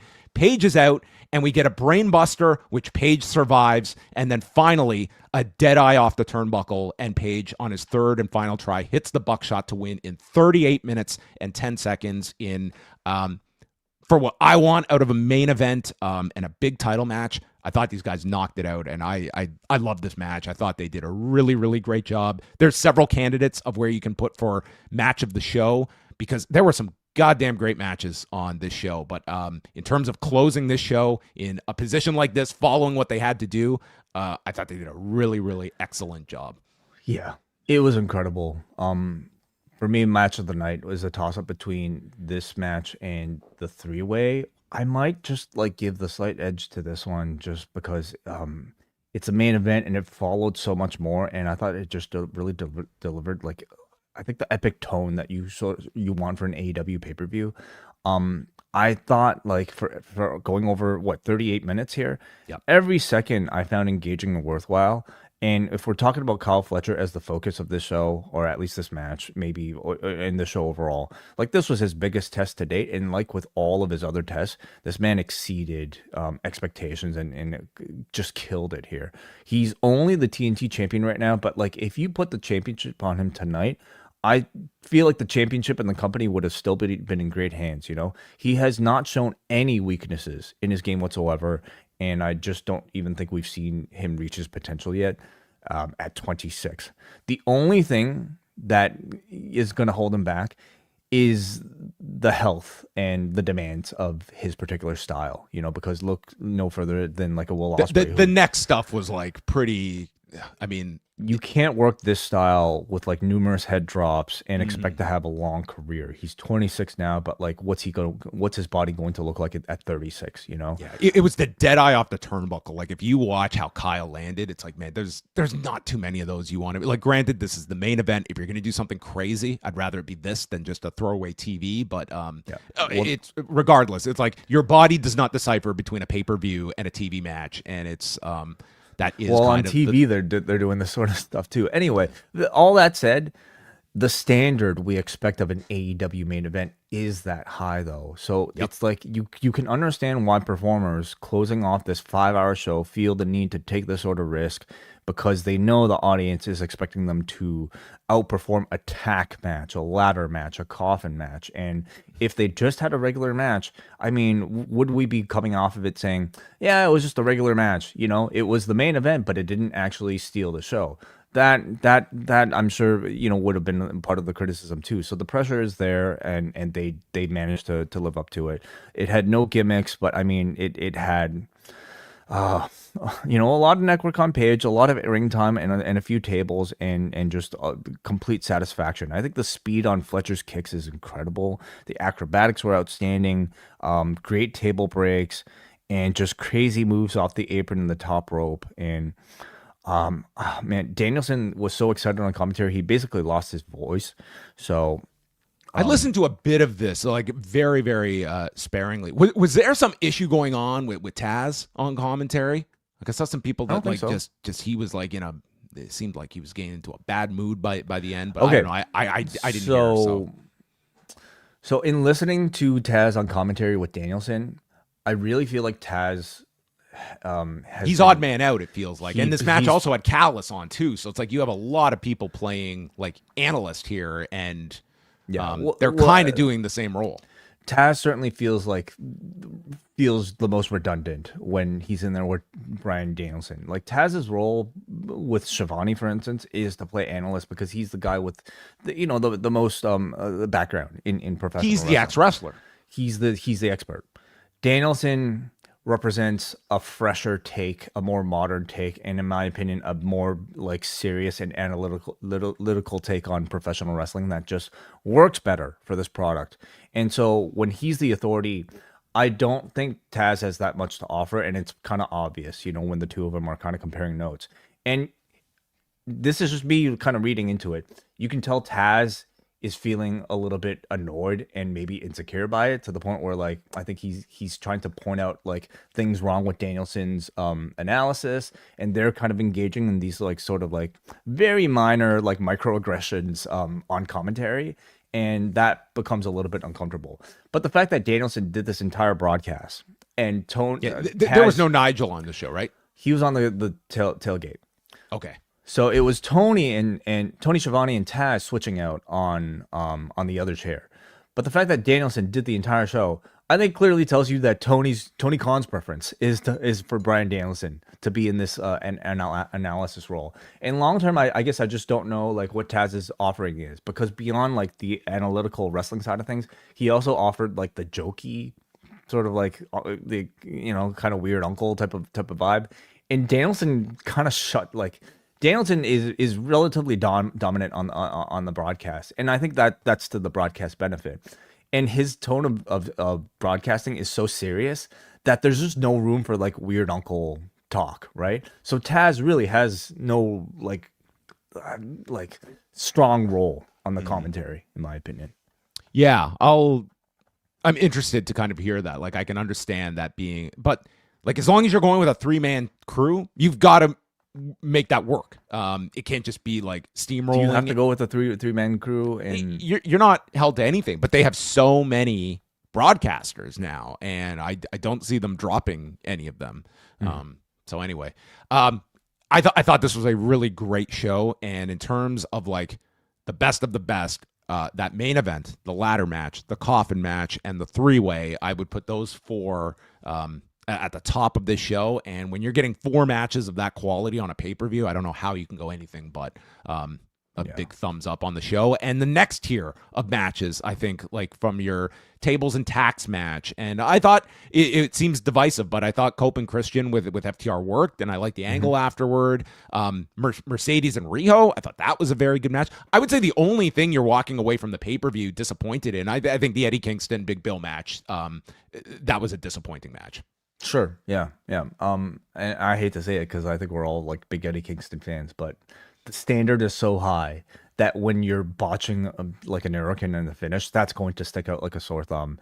So there's that. I mean, Hurt Syndicate, I can kind of take or leave. That's that sort of match. But you also got some good surprises on the show with Luchasaurus and Jack Perry reuniting. You got Beth Phoenix, Pac making a return. Orange Cassidy announced. Yeah, basically. So it was a great show, man, and one on paper that like I still wasn't completely satisfied with the way like this card came together, like so kind of randomly and sort of last minute. But you can't deny like the feeling and the result of like the incredible work of the performers involved here in delivering something that again makes you feel very satisfied if you are a paying customer. Subscribing on HBO Max or whatever. 6 hours is very long, but yes, it does represent like great value for the paying customer. All right. I did not expect we'd spend as much time on All Out, but we'll try and keep things concise. WrestlePalooza should be much shorter of a review, I think. Yeah. So WrestleTick's last number, 14,068. They announced over 15,000 on the broadcast. And we start off with like a pretty big video package featuring all this archived content of ESPN. It in its early days was not expecting to see a young Chris Berman kicking off the WWE era on ESPN. And maybe almost as surprising was a shot of Vince McMahon as the host of Championship Wrestling, featured prominently in this package as well. Old footage of King Kong Bundy, The Undertaker, and Paul Bearer doing a spot with Dan Patrick for SportsCenter.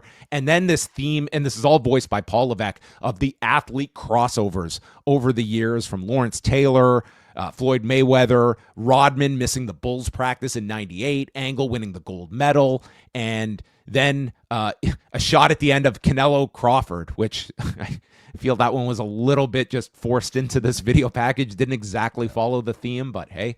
And then Paul Levesque, like how they started off the Netflix era of stating about what's scripted and what's not. And wrestling is a reflection of the world. Sports is entertainment. Always has been, always will be. Yeah. I have a lot of thoughts about this video, and I'm sorry, I don't want to make this review longer than it is, but man, like I'm in watching this, and like one of the things I really kind of like am impressed by this machine is just like their production and the way they're able to like send a message, whatever message that is, right? And it's clear tonight, the message was the E in ESPN is entertainment, and no one is greater at marrying these two than us. That to me was like the ethos of this that video. Was it. It was also that like, WWE and ESPN, we're practically twins separated at birth, and here's why. And I thought that was all we needed was $1.6 billion to do a DNA test and realize this. Yeah, I mean, listen, this machine can convince you of anything with their incredible video production abilities, and here they managed to convince us for 4 minutes that there's this deep running connection between ESPN and WWE, twins separated at birth practically, and finally reunited. And this one came across to me like very much like a please like me, to an ESPN audience that might be checking out WWE for the first time. And maybe for me, what feels like inauthentic about this is the fact that we just saw the same thing with the Netflix debut, where they attempted to do a very similar vibe of video, but that one tailoring it to a Netflix audience. Look at me, I'm on a typewriter. See, like we're scripted. It's not much different from Stranger Things is the vibe that you kind of got. The vibe of this one is, we're sports just like all the other real sports you watch, or in fact, they're entertainment just like we're entertainment. So we are the same thing.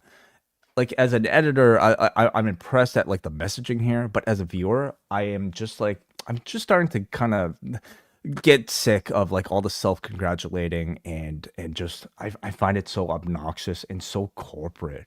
You know, this is the thing about this particular show, much like the Netflix show, that I think is starting to become so much more apparent about the WWE production. It's just so money driven, so corporate driven, so marketing driven that it almost feels soulless, right? Sneaking in like just your Canelo Crawford in there for like no reason other than promotion, an obnoxiously long pyro display in the middle of this video before we get to the actual big pyro display that's supposed to lead us into the actual show, and the fact that it's always Paul Levesque all over this thing. I understand this is the Paul Levesque He era. is the opening signature. Like they did come up literally with a new is. opening signature, but he is the signature. Like he is the stamp on every one of these. And it's too much by this point. I understand like when the Vince thing was breaking out, you wanted to rebrand. Okay, you've done that. We know it's the Paul Levesque era. He doesn't need to be at the front of every single one of these shows, right? Like we just saw him on NXT. Okay, and most people watching this probably didn't watch NXT, but like every one of these has to have one of like these addresses. What was it? Pat McAfee's coming out, and Levesque has to shove his face in the mid-entrance to show that, hey, this guy's my friend. I know him. Therefore, you should like me too. It's just too much. He's overexposing himself, and it's like to the point now. On top of all the, I'm other sure that was a criticisms, totally improvised moment. I'm sure that Paul just in the moment couldn't contain himself. on top of all the other criticisms that are out there now of WWE gouging its audience, this to me is just like, it's crystallizing all of those things into like one sort of like sleek looking presentation that just, is clearly there to with ulterior motive. At the core, they're about emotional transportation. Like what you're about to witness is the final form of sports and entertainment. Like, what the fuck? That's the direct quote that Paul gives in Am I watching a wrestling show still?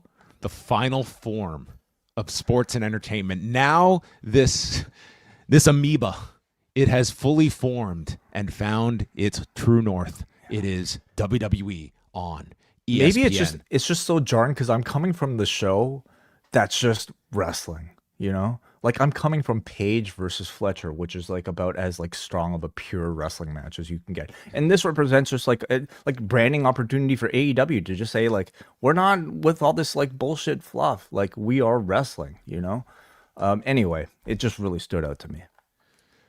So I'm guessing you have thoughts then on Michael Cole announcing WWE has arrived.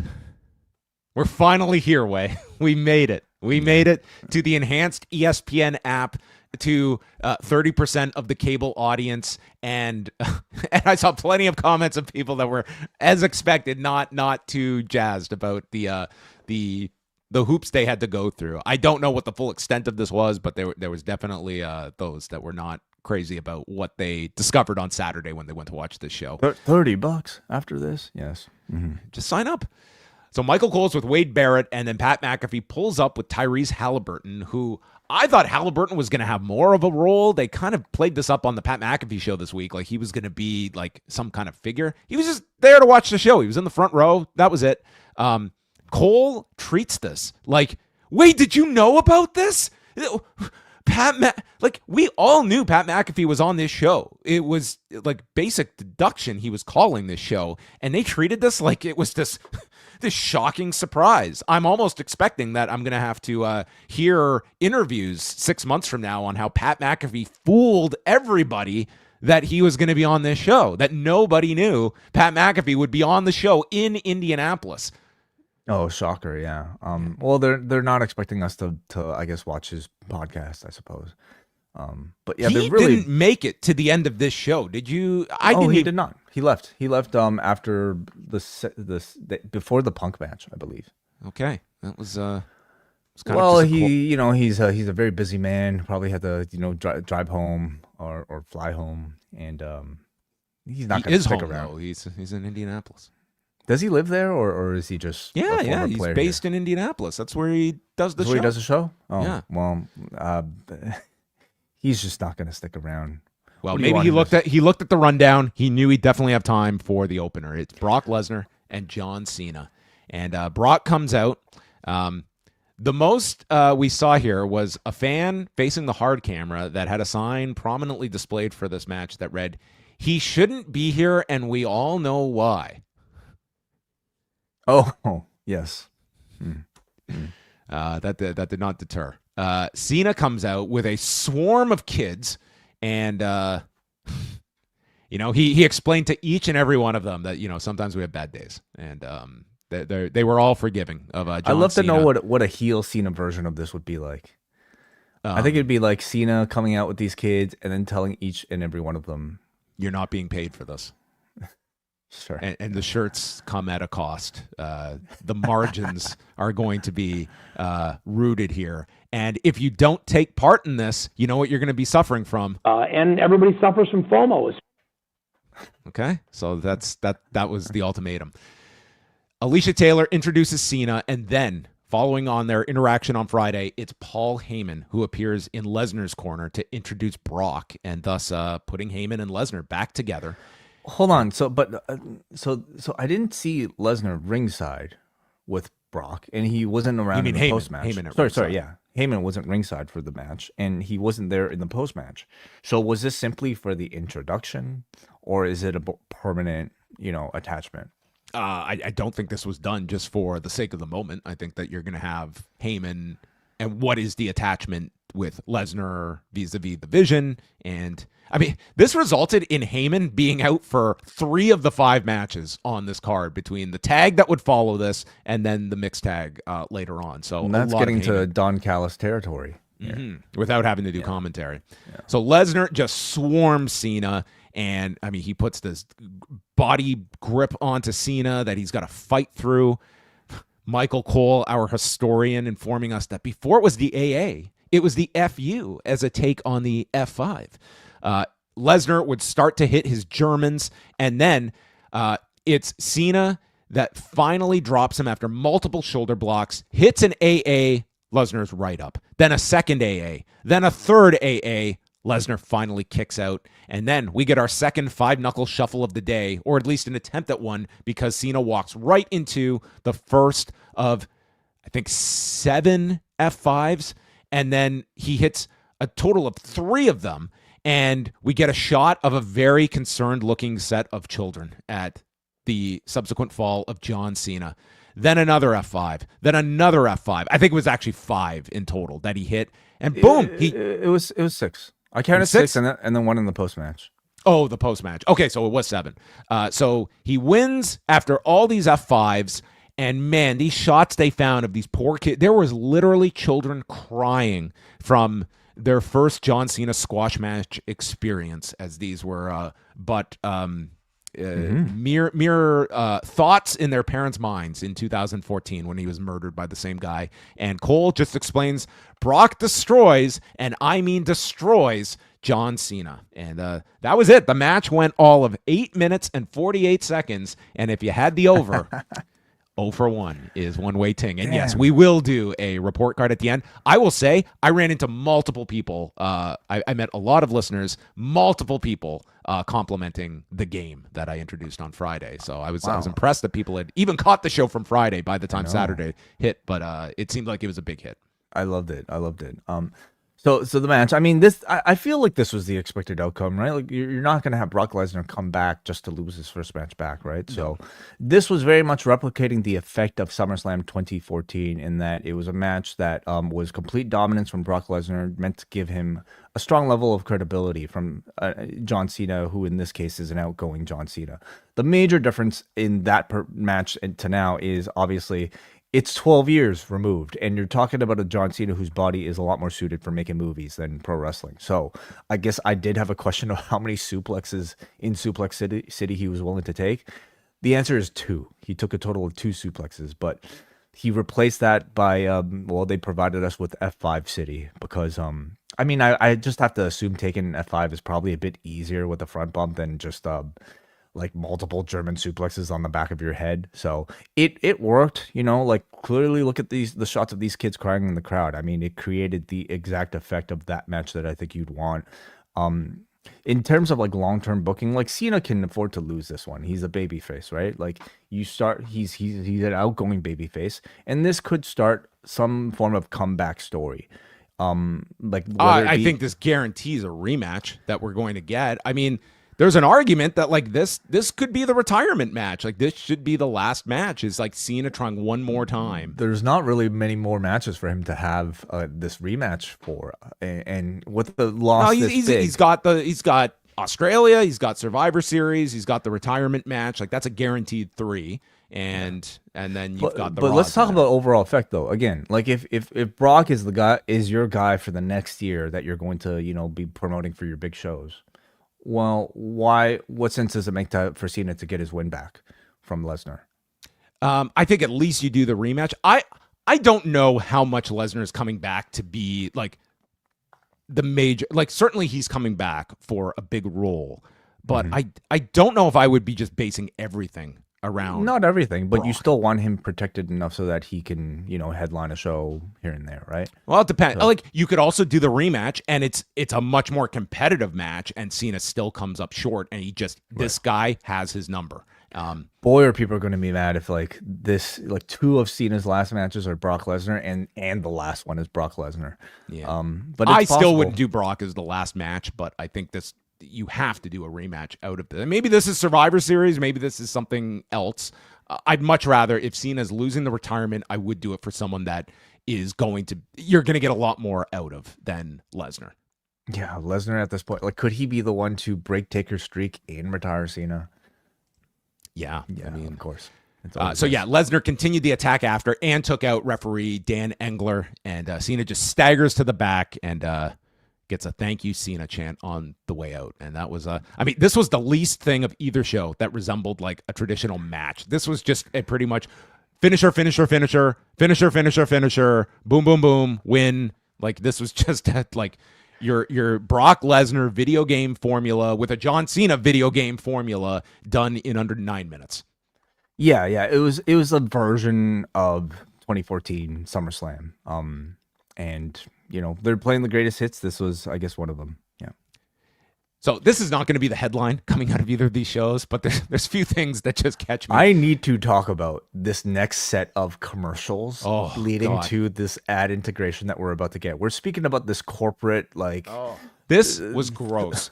Yeah. Tonight, we celebrate Hulk Hogan with the release of a limited edition Hulkamania Forever can of Real American beer, as the broadcast team does a cheers and does a toast to Hulk Hogan's Real American beer that TKO has a 10% stake in. This was just gross, okay? I don't care what you think about Hulk Hogan. This was so gross, and it's just probably in one ear and out the other as you're watching this broadcast, and it just is like the wallpaper of this broadcast. But I just thought we had these fans all set up with Hulk Hogan shirts as we're going to... I guess Terry McCoy, the new curator of the estate of Terry Bollea, signed off on this. So this was preceded by, of course, a Riyadh season ad, which, get used to it, everybody. Like, we are used to it, but get used to it on every single one of these shows, because this is, it's the destination for WrestleMania in a year and a half. It's going to be the destination for Rumble coming up. And at this point, they are essentially this company's biggest sponsor in a big, big way. If you even want to call... It's like calling them a sponsor, it would be almost like selling it short, but they are part of the lifeblood of this entire entity. So we got a Riyadh season ad followed by a Real American beer ad, and excuse me, Hulk Hogan tribute. Oh, I'm sorry, Hulk Hogan tribute, Real American beer ad, all to lead up to this Usos versus Vision match, which is a monumental match, John, in wrestling history. I'm not even trying to explain what... I have no idea what the presenting sponsor is. I got this press release this week, and two thoughts. Can I try to explain? Because Please explain, because I have no goddamn idea what this is. I thought Austin Aries was promoting this match. He might have a stake in this company. This is like one of the most bizarre ad integrations I've ever seen for a professional wrestling event. This is the type of shit that I would like criticize a podcast for accepting a live read offer from. This is the first, what is it? EMF free protected match courtesy of Aries, which is like these fucking gold cards that are supposedly protecting you from electromagnetic fields. I'm not making this shit up. They sent a press release for Oh this. my We god, put a these story are like up on there. those fucking rings that UFC got a sponsor for. Q Those bracelets, yeah, Oh my whatever. God. It's like this thing. They put this on the on the corner of each Unbelievable. post as a way to advertise. For the that's first what time. they were. Dude, I'm sorry. I was. Well, it was very Netflix, tired. so like we didn't get the VO, but like if you're watching on ESPN, which you saw every corner of the post have one of these fucking gold cards, which is here to protect our athletes from harmful electromagnetic fields. Okay, I like the sound of that. like this is for those kooks who are like scared of 5G, and the fact that like, Wait, first of how all- are we in this universe of reviewing one Dude, show I don't to the other? know. These are not even the same like industries at this point. This is it's crazy. crazy, man. And so like, what does it tell you that like, hey, like So they had these things on the post, to Yeah. protect the performers from bad mojo, because Jey Uso was not protected by this voodoo. The hocus pocus was not prevented from these ring ropes. maybe he was in the wrong corner. You need to stand in the corner free from electromagnetic rays. Because what does it tell you that like number one, okay, it took them this long to protect the sanctity of this ring from electromagnetic rays, and the fact that none of the other matches, from what I gathered, had this card. So they clearly don't give a shit about their athletes, or they themselves don't believe in this bullshit, as 99% of the world should not. That 1% I'm really concerned for, but like. This is the type of like ad integration that tells you that they will take money from anybody that is willing to sell it. Okay, so God, this was awful. Dude, these guys have a sponsorship with the Minnesota Timberwolves. It's like Canada Basketball, the official EMF protection technology partner. UFC partners with Eras for groundbreaking EMF technology demo. Michael Chandler among star-studded event. I mean, Max Domi, the son of Ty Domi, joins teammate John Tavares in endorsement of Wellness Amulet in newest Instagram video promotion. Okay, well, clearly why Ty Domi was not available for that All Out intro. This was something else, man. And like we're firmly now like WWE, this thing we cover is firmly in the world of like this sort of bullshit, Thank you, Wei, for giving extra attention to this. All right, let's get to the Usos, Braun Breaker, and Bronson Reed. So seriously, this triple threat of like a Riyadh season ad plus this Real American Beer ad followed by this like EMF protecting bullshit was to me, like, it was the Hogan thing else, that jumped out the most to me. Like, it wasn't even like portions of this are going to be done. It was just buy a beer can. We're going to put Hulk Hogan's Real American beer in tribute of the fallen Terry Bollea. The Usos against Breaker and Reed. Reed and Breaker come out in these leather jackets with spikes. Total little like Road Warriors-esque here. He should LA have Knight came out in an EMF protected. they should have been plated surrounded by jacket. gold cards, including their faces. They should have been like mummies in these gold cards with Paul Heyman holding his amulet. Just ridiculous. This is insanity at its finest. LA Knight was made the special referee on the pre-show. And so Knight is he's favoring the Usos, but still has his outstanding issue with Jey. He's favoring Jimmy in particular. He's not. He's really mainly favoring Jimmy. Jimmy, and he turns a blind eye when Jimmy gets hold of the chair, but wouldn't let Reed use it. So Jimmy is beaten down for quite some time, but eventually he is able to. He takes the Steinerizer and recovers, makes the tag to Jey. This is where he hits the infamous hip attack to Braun Breaker, or at least takes out the second turnbuckle. Jimmy brings out a table, and then they hit the 1D. Bronson's in for the save. Breakensteiner didn't go smoothly on Jey. And then Reed misses with a moonsault, which was quite the visual. And Jimmy manages a swanton. Breaker spears Jimmy, and then Jey spears Breaker. Goes for the Uso splash. It's a near fall, and Jey is arguing with LA Knight about the cadence of the count. Jey dives toward LA Knight and Bronson Reed on the floor, and Knight's pissed because he was aiming for him as well as Reed. So Braun ducks a chair shot, and Jey nearly takes out LA Knight, but holds up before whipping the chair at Bronson Reed. And then in what required like a Zapruder level of analysis, I watched this no less than like 6 times in slow motion. Jey winds up with this chair, and somehow it like rebounds and slices him open before. And dude, this was a significant cut. There was blood everywhere. And I'm just watching this, and I thought I was watching like the Eddie Kingston deal, where it was like this phantom shot that somehow is designed to cause damage, but this was real. So I think what happened, from what I could see, was like he wound up, and I think caught his own head. Yes. With the lower. It like, ricocheted bar. off and hit him. Was it a ricochet, or did you just catch himself in the swing, like the bottom part of the chair? Anyways, he chair shotted himself, basically. Yeah. And man, it's like blood splatter all over Braun's back. He's bleeding a ton, and like you can see Jay like communicating with Braun, and Braun manages. You could especially hear it in the replays when Jay is audibly like cover me, like almost rushing, towards just like to get out of here. His bell is rung here. Braun hits a spear, and then they've got to do this double spear to both Usos through a table in the corner, and then drags Jay out. Jay, unfortunately, has to take the end sequence here with a tsunami by Reed as Breaker and Reed win the match. And yeah, afterward, they're tending to Jay. Brian Alvarez reported he's in concussion protocol. But yeah, this was a sizable cut that he sustained from this total freak deal. Not to mention what concussion protocol tells you everything. I mean, yes, you're happy to hear that because it's like a head injury. He took a chair shot to himself at like pretty full force, man.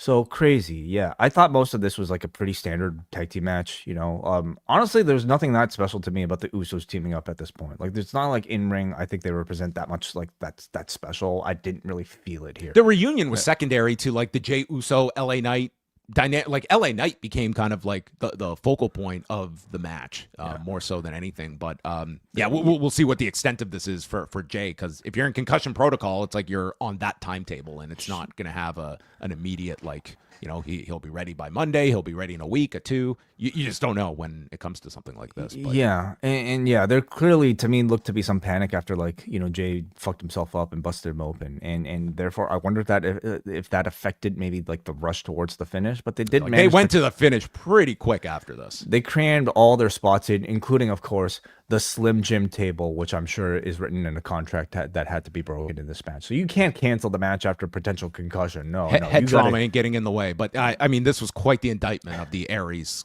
cards of some sort. Maybe the cards were dislodged. Yeah, that's the only explanation. 5G caused this. Following that, they showed Tiffany in the corner as they promoted the three-way match in Orlando on Friday for SmackDown, and that takes us to Stephanie Vaquer and IYO SKY for the vacant Women's World Championship. And what they've done now, instead of Stephanie Vaquer just making the Devil's Kiss like a portion of the match, now they build to it. So they do the cutoffs and dangling it in front of the crowd. So it took multiple attempts before she finally hit it to like maximize the pop. I thought these two had a really great match. Like, I'd go so far as to say as it was probably the match I enjoyed the most on this show. I thought that they got, first of all, they got a ton of time. When you look at the length here, they went 19 minutes and 41 seconds. So this was the second longest match on the show. There were these excellent dragon screws by Vaquer out of the corner. So Sky's knees are weakened, and as she's hitting the bullet train attack, not to mention the over the moonsault, she's relying on the knees and would bring the knee pads down for her offense, just using like the bare knee for offense.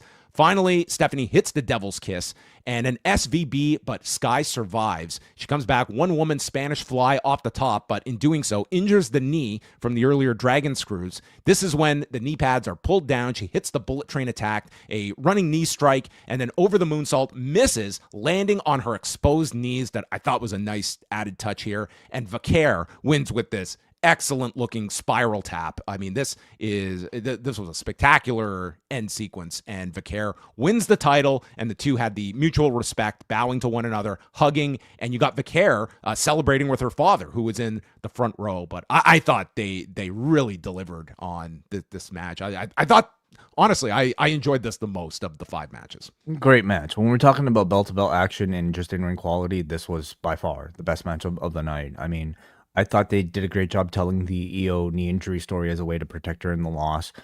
Particularly like her decision to remove the knee pads to hit that bullet train attack, leading to it backfiring for her when she misses the moonsault, further injuring the knee. I thought that was a very clever thing. I was expecting some Asuka, Kairi, or Rhea involvement in this, and they kept things very clean, which is wonderful. Obviously, we'll get the follow up tomorrow afterwards. Asuka, I'm sure, is going to be happy about this.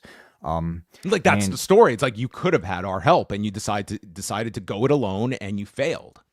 So I think it made sense not to have them here. Yeah, and just like it provided the sort of pure wrestling match for those people of the WWE audience who might actually look for that and might otherwise criticize the show for having too much shenanigans.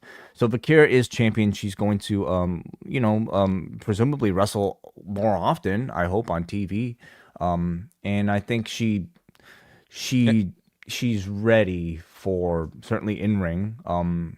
As a character, I'm curious to see how they expand on her presence. All right, we then all the big names were out. I mean, there were plenty of people shown in the crowd, and they landed a real big one because Patrick Talty of the Indiana Sports Corporation, that are behind the big PLE deal that is bringing all these events to Indianapolis, was there in the front row. Is this an actual famous person? No, he's not. Yeah, so like the idea isn't necessarily to show, hey, like look at these famous people. It's to show who can we suck up to by showing on our screen, just to kind of show our appreciation internally. That's not personal. It's business. This feels more like hey, let's walk this guy backstage and introduce him to all the talent. He might get a special meet and greet. I don't know. This is like necessitated something that was demanding of our airtime. You know what I mean? Yeah. There's Make a Wish, and then there's Make a Deal. Okay, and then you get your 30 seconds on camera. Also, Patrick Talty, a former senior vice president of live events for WWE from 2012 to 2015 as well. All right. Okay. Seth Rollins and Becky Lynch. I love how Wai's enthralled by it's great. the synergy. It's great. Seth and Becky against CM Punk and AJ Lee, second from the top. Rollins and Lynch had this ridiculous entrance, descending on these giant columns in the most absurd purple outfits you could imagine. We also had the stat that the two of them are 3-0 as a team, and AJ and Punk are 2-0 as a team. So we really missed out on the end of the streak that someone's would have to go going into this match. Oh, yes. That was huge. I'm sure, yeah. Punk had an AJ's husband jacket that I would imagine will go on sale on WWE Shop for about $150. And this is AJ's first match since the night after WrestleMania in 2015. WrestleMania 31. So more than a decade since her last match. So this match was interesting to see. The first half of it was parts like Memphis for a lot of like the Gaga they were doing. It was parts like British style for like comedy spots that they would be doing. And then we got into the altering each other's finishers and trading those back and forth. AJ hitting some of her old spots. She could hit Punk spots. Punk would hit AJ's spots, vice versa for Becky and Seth. So they went through all the gamut, and I could not believe that this match, 29 minutes and 15 seconds that this one went. By far the longest match on the show and second longest of the day. Becky would continually get these cheap shots in on CM Punk, but the handicap is Punk cannot strike Becky, and they would get the advantage on Punk, and this was just your old school cut off the ring and get the heat on CM Punk, and they even did the spot. I always enjoyed the spot where he finally makes the tag, but referee Jessica Carr's back was turned and has to send AJ back to her corner. So they really made AJ getting into the ring as like the big moment to build to, which was the right idea for the setup here. Punk leaps for AJ when Becky yanks AJ off the apron, and then Rollins starts skipping around a la AJ and skips right into a GTS, which I did think was like a well-done spot. Becky grabs Punk by the leg and he blows a kiss towards Becky as he finally tags in AJ, who comes in, and she goes after Becky, slaps him, and then starts slapping Seth and kicks off of Seth into a tornado DDT. Punk comes in, and we get an assisted Osai DDT delivered by AJ to Seth while landing on Becky for the splash. That was a nice double team. We got more sharpshooters on a show on a day full of sharpshooters between both shows. Double pedigrees by the heels, but both kicked out. Then Seth and Becky call for GTSs, but Punk stops them, sends Rollins out, and we get a Beck-sploder delivered by AJ. Then we go to the floor, Becky starts slapping Punk again. He grabs her arm, and they had to somehow come up with a way that Punk can get his revenge on Becky while doing a form of offense that would not anger anyone. So he ends up going for a sharpshooter to Becky when Seth interjects, and it leads to Becky applying a sharpshooter onto CM Punk, which he then reverses to put Becky inside of the sharpshooter. And from there is a pedigree delivered by Rollins, a curb stomp by Punk. AJ is in. There's a manhandle slam to AJ. Then they do the Fry Takayama spots with the men pairing off and the women. Punk and Lee clear the desks, and Punk and AJ go for double GTSs, but Becky manages to toss AJ into the three of them. The other desk breaks, and inside the ring, a manhandle slam gets countered by AJ into the Black Widow, and Becky submits. 29 minutes, 15 seconds, and the finish that made all the sense in the world of AJ getting the big win on Becky and making her tap, no less, that I think obviously signals for a title match for AJ going for Becky. But this was probably like the best promoted match on this show. And how did you think it played off? I think it was the most anticipated match on I the think show. so too. And I almost feel like this to me was a more appropriate main event for the particular crowd. Certainly in terms of atmosphere, I kind of feel like this achieved the highest mark on the show.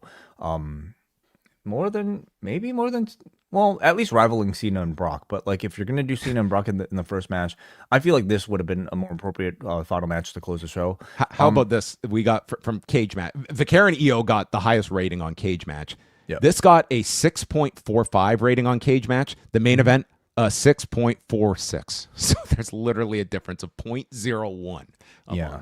Well, like, I mean, so to me, like, I think there's a lot of that's being rated based off of like quality of in-ring work, which is certainly important, but wasn't the only thing about this particular match. Like, this match was about the atmosphere and just like, I think just the fun of like, you know, seeing the couples interact and having like AJ's first match back in a long time. Like I'm more and having to go 30 minutes in that match too. Like you could see some like to be fair, she wasn't wrestling for 30 minutes. She was on the apron for a lot of it. But yes, it was a lot of activity. It's still a big undertaking of orchestrating a match for that. Like, there was a lot. Like, can you imagine constructing this match? Like, there was a lot that they piled into. Like, granted, they had 30 minutes, but they filled these 30 minutes with so much different stuff. And I think you can make the argument that like, hey, like, I don't know if it needed some of those extra bits, you know, like doing all of this, the sort of all they did, and then the table spot, and then everything else. I mean, but I had fun. I thought it was like just a fun match overall. You know, like if we're to assess AJ, I thought she looked decent. You know, and that's not to say like I don't see her challenging Stephanie Vicaire anytime soon. I think we didn't see enough to be able to suggest she's like of that standard. But was she good enough to pull off this particular match and maybe a singles match with Becky?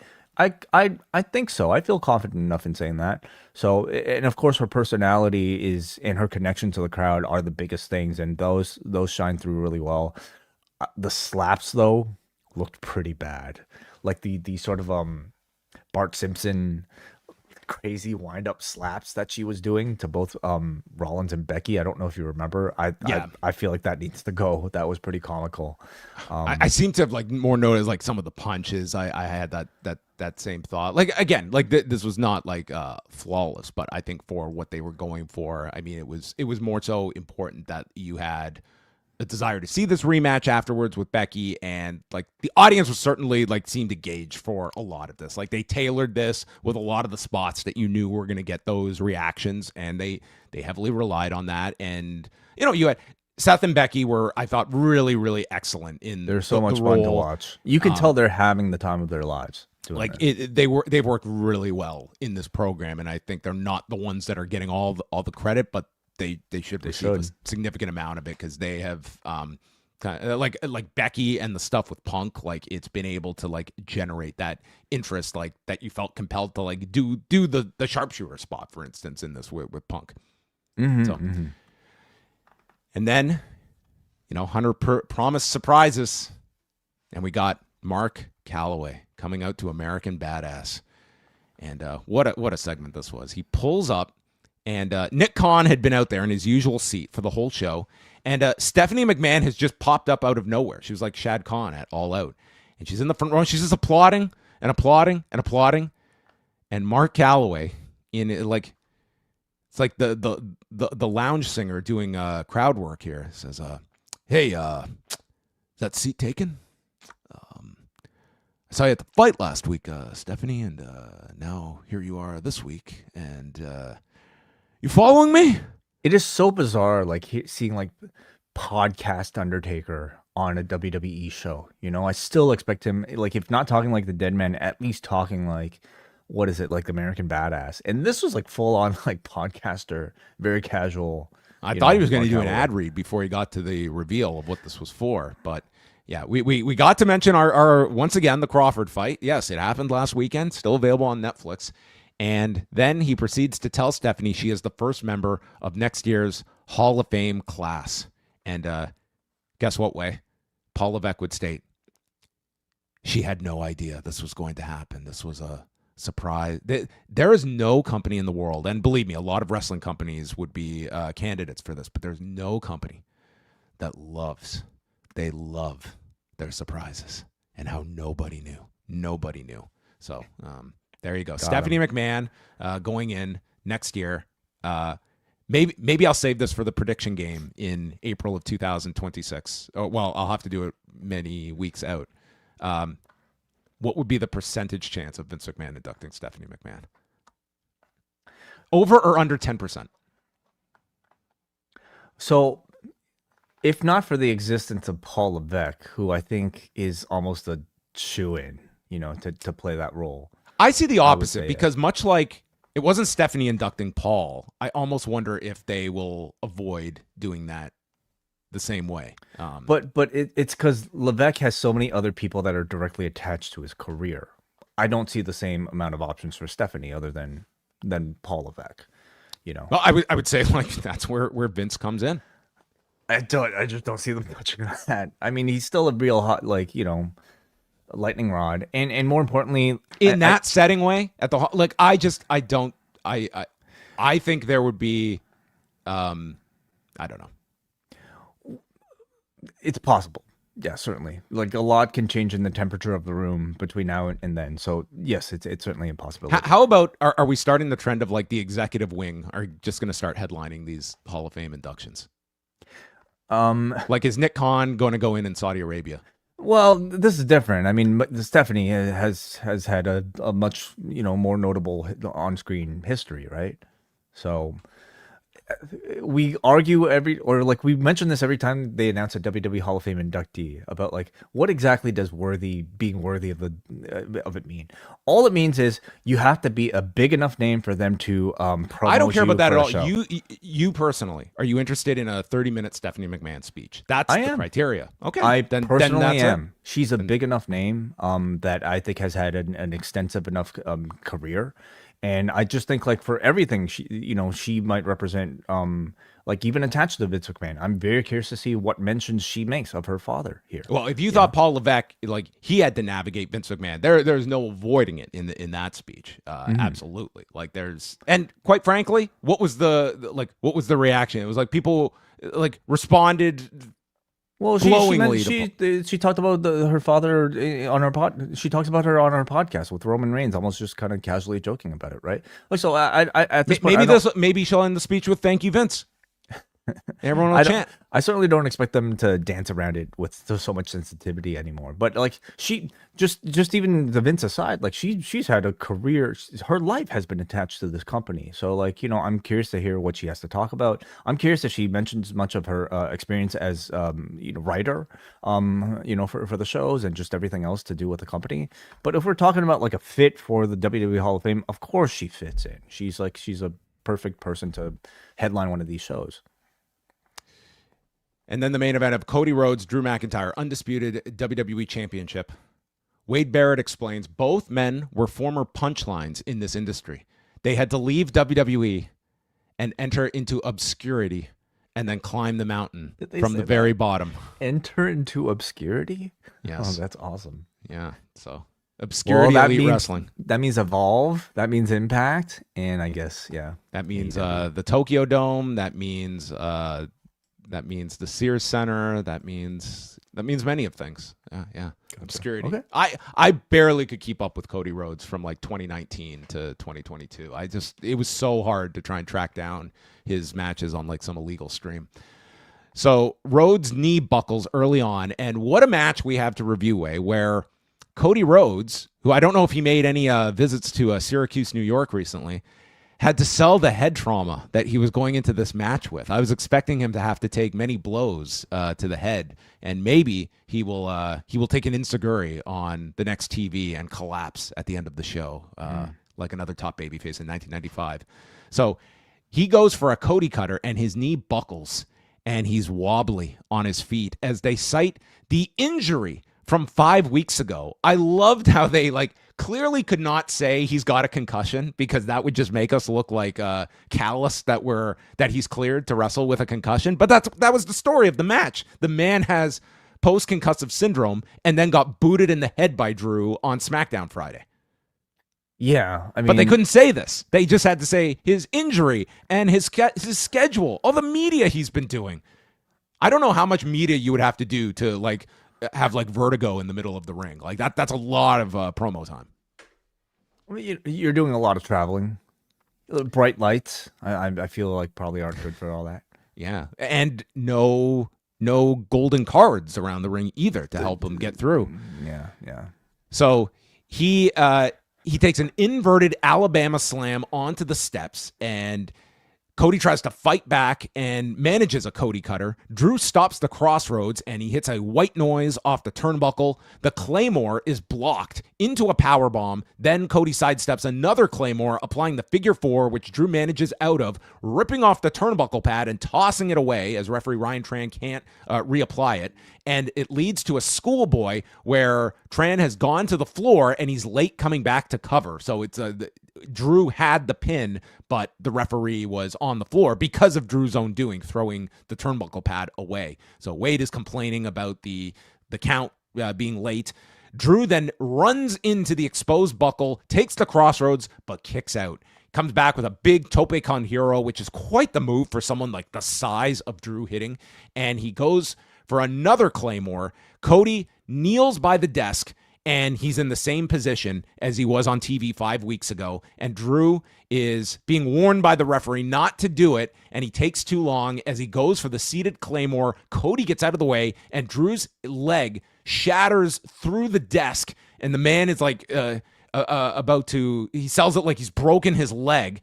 And into the ring, Cody sets up for another Cody cutter and is met with a Glasgow kiss. The Claymore is attempted by Drew, but his leg, weakened from the table spot, gives out, and we have a super Cody cutter and a crossroads. Cody retains and ends the show. 16 minutes 53 seconds, the main event goes. I found it to be a good standard match that, to me, I would put slightly above a TV level title match.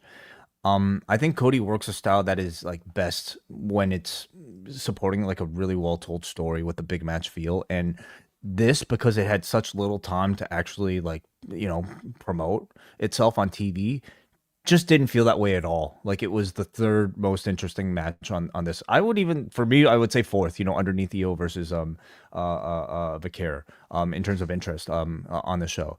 The match itself, to me, offered no real surprise or standout creative elements beyond that callback to the TV screen spot, or like whatever this like concussion selling he was trying to do, which I personally didn't find all that effective. But it was a fine match, but I just found it pretty unspectacular and pretty forgettable ultimately for what was to be a main event. Yeah, and they did set up on the post show the crown jewel, which is the champion versus champion. Cody Rhodes and Seth Rollins is officially announced, and then I presume after Friday we'll get Stephanie Vaquer against the winner of the three-way, be it Tiffany Stratton, unless they do a title change. So those look to be your top matches for Australia in 3 weeks. Yep. So they're fighting for this crown jewel, ridiculously sized championship, right? Does Cody get a second one, or does he just get to hold on to the one he got last year? Great question. All great questions. He would get a second ring. I think he has to return the belt. Oh, okay. They so get it's the same rings belt, too. Second ring. I think so. Yeah, I think so. Okay, wonderful.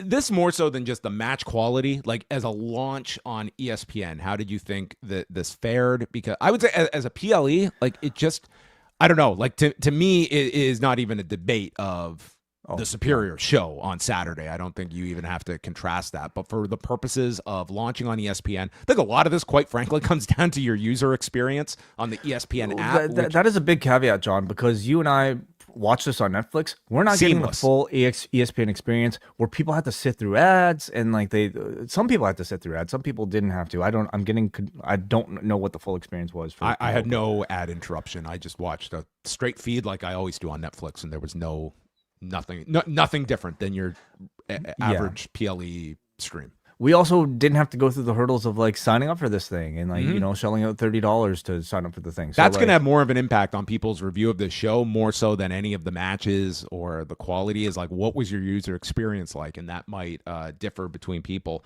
But as a launch show, I'll say this as the comparison we can make. This felt nowhere like the Netflix launch in January, like nothing close either. Good or bad? What do you mean?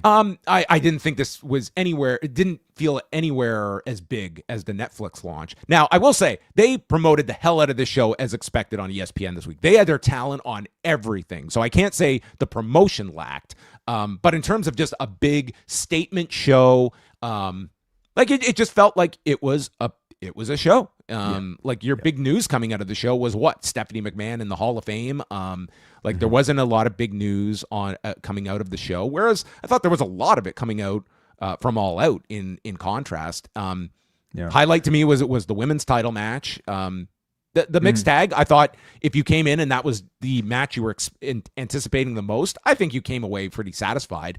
But this was just a run-of-the-mill show for me. I didn't think it stood out in like a significant way. Yeah. I mean, I think Cena Lesnar represented like a big match that you could have seen for like a SummerSlam or something.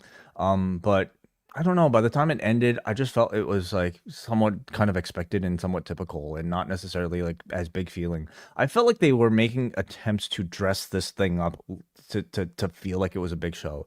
And that came through like the special entrances for John Cena and also like Seth Rollins and Becky Lynch, and that ridiculous video package with the pomp and circumstance of like Levesque coming out to all that pyro. That to me, though, just like it just felt like bullshit, right? Like they were trying to cram as much shiny bullshit here to make you think this was a big show, when it ultimately didn't result to the quality that exceeded much beyond like your B-level, PLE. I did put up a poll on our cafe, just asking our subscribers here, what show did you watch on Saturday? 61% voted All Out. 19% Wrestlepalooza. Only 20% said they watched both shows. So take that from like a limited sample size. But it speaks to the people that listen to our podcast. It does. But I would think that would skew a little higher of people that would have gone out of their way to watch both shows, as opposed to maybe if I put this on Twitter, for instance, I would think it would be much more one or the other rather than most people have both. Lives. And listen, when I got home, I was not jonesing to sit down and watch another show, but I had to watch that other show. Like I can say, if I was a normal person, and I'm the furthest thing from it, like I would have totally had my fill from AEW, and I would have been watching WrestlePalooza at a later date. If I wanted to catch up on it. I can't imagine. And so like I know with our demographics, like most of our audience is like similarly aged to us, and that would mean like people just have obligations. I can't imagine taking out 5 hours, 6 hours if you include the main card, and then what, 3-4 hours for this? You take 10 hours of your day to devote to watching. Wait, that's not even half the day. Wrestling. What are you complaining about? Okay, I just can't imagine that. you need to get like an amulet, okay, to prevent you from these negative thoughts entering your mind. Amulet, yeah, that's what they. We've gone way past what I forecasted this show to go, but I'm going to end off just with the recap. I do want to touch a little bit on the CML anniversary show, but before we get to that, can I get to a super chat we got here before I forget? Let's do Richard Young sends £5 to say WWE 2025 prices. I got front row at SmackDown Friday for $150 at 6:30.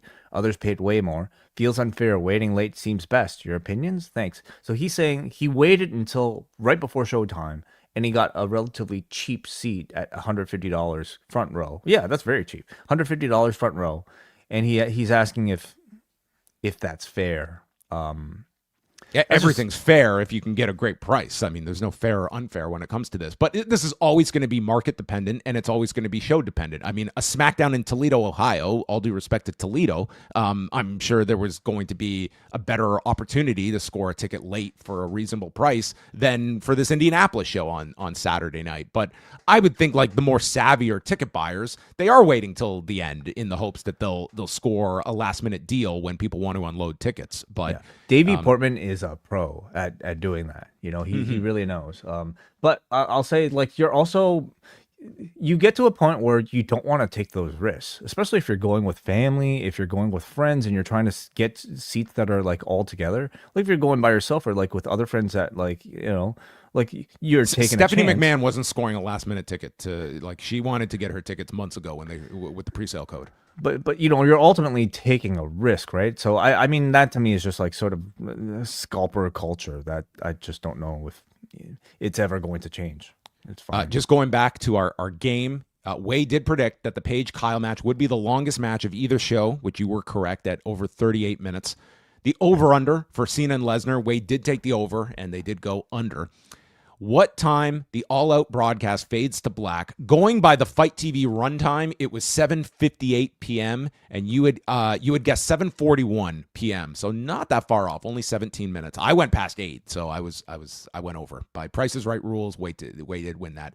I did not write down how many title changes you predicted. Did you not go with one? I went with one. So you got it. You got it. Of the 6 title matches, there was one. We weren't including Vicaire and IYO in there. And to the best of my knowledge, neither crashed on their respective platforms with the HBO Max launch, which was a big story attached to All Out. Like, in fact, you know, we're just going based on like Tony Khan conveying it did well, but what that means, we don't quite know. But that is important as well if they ended up doing well on HBO Max and ultimately what the pay-per-view number is.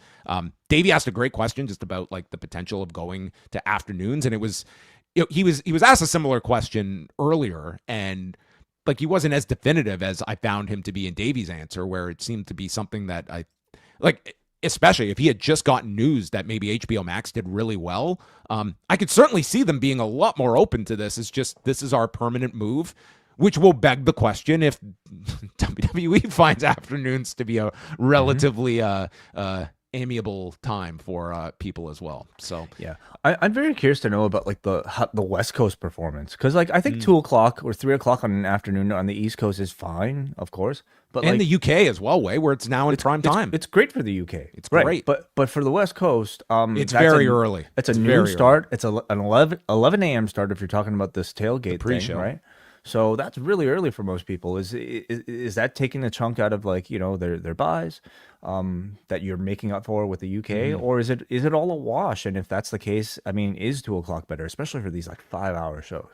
Yeah, I mean, it's not like a bias on time zones, but like the majority of your buys are going to be typically in an Eastern time zone. I think that's probably the most important gauge, but the West Coast means something, and overseas buys are a real thing. So, I mean, there's any of these moves, they're going to have your positives and negatives depending on your geography. But I would worth say, experimenting. And from what we can gather, it doesn't take a huge chunk of your business out by doing. Ultimately, I thought, and I do have sympathy for people that maybe had spent money to come to Toronto for this show, and it got moved. And I know of like travel issues for people that had based this around a primetime start. I do have sympathy for that, but I absolutely think they made the right move moving this to the afternoon. I think you can criticize Tony for announcing it so late, though. Like, he seemed wishy-washy about it and didn't make that choice until very late into the game. I think he could have made the choice the moment they heard about this ESPN thing. It's fair.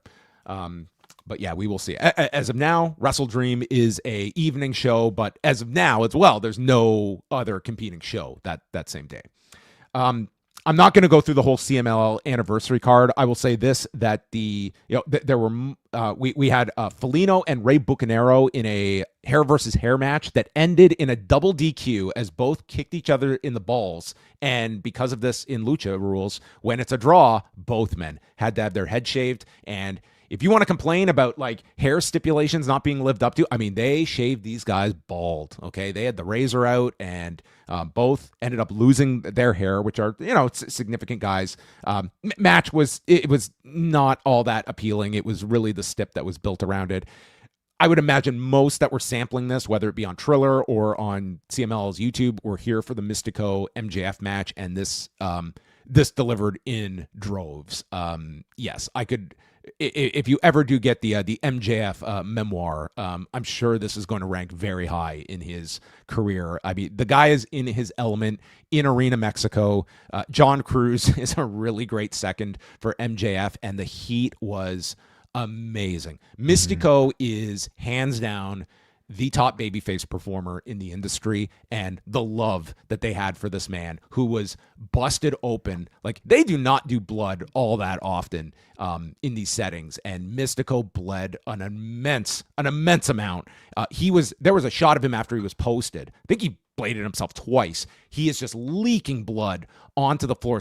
And the mask had been torn open. So you can just imagine the heat with these 18,000 people in Arena Mexico. MJF pulled out like a variation of a Fosbury flop and nearly drill off the momentum, nearly dove into the front face first into the barricade. But he executed the tombstone, the Martinete, which is a very very, very significant move in Lucha. And after being stopped with a weapon when Mystico low blowed him behind the ref's back, he stopped a tombstone, super kicked John Cruz, and got La Mystica, rolled MJF away, and MJF had to tap, losing the belt to Mystico in what I think is going to be, this is not a match to be missed from this weekend or lost in the conversation, because I thought it was excellent and the heat was through the roof. By the end of this show, if you had told me,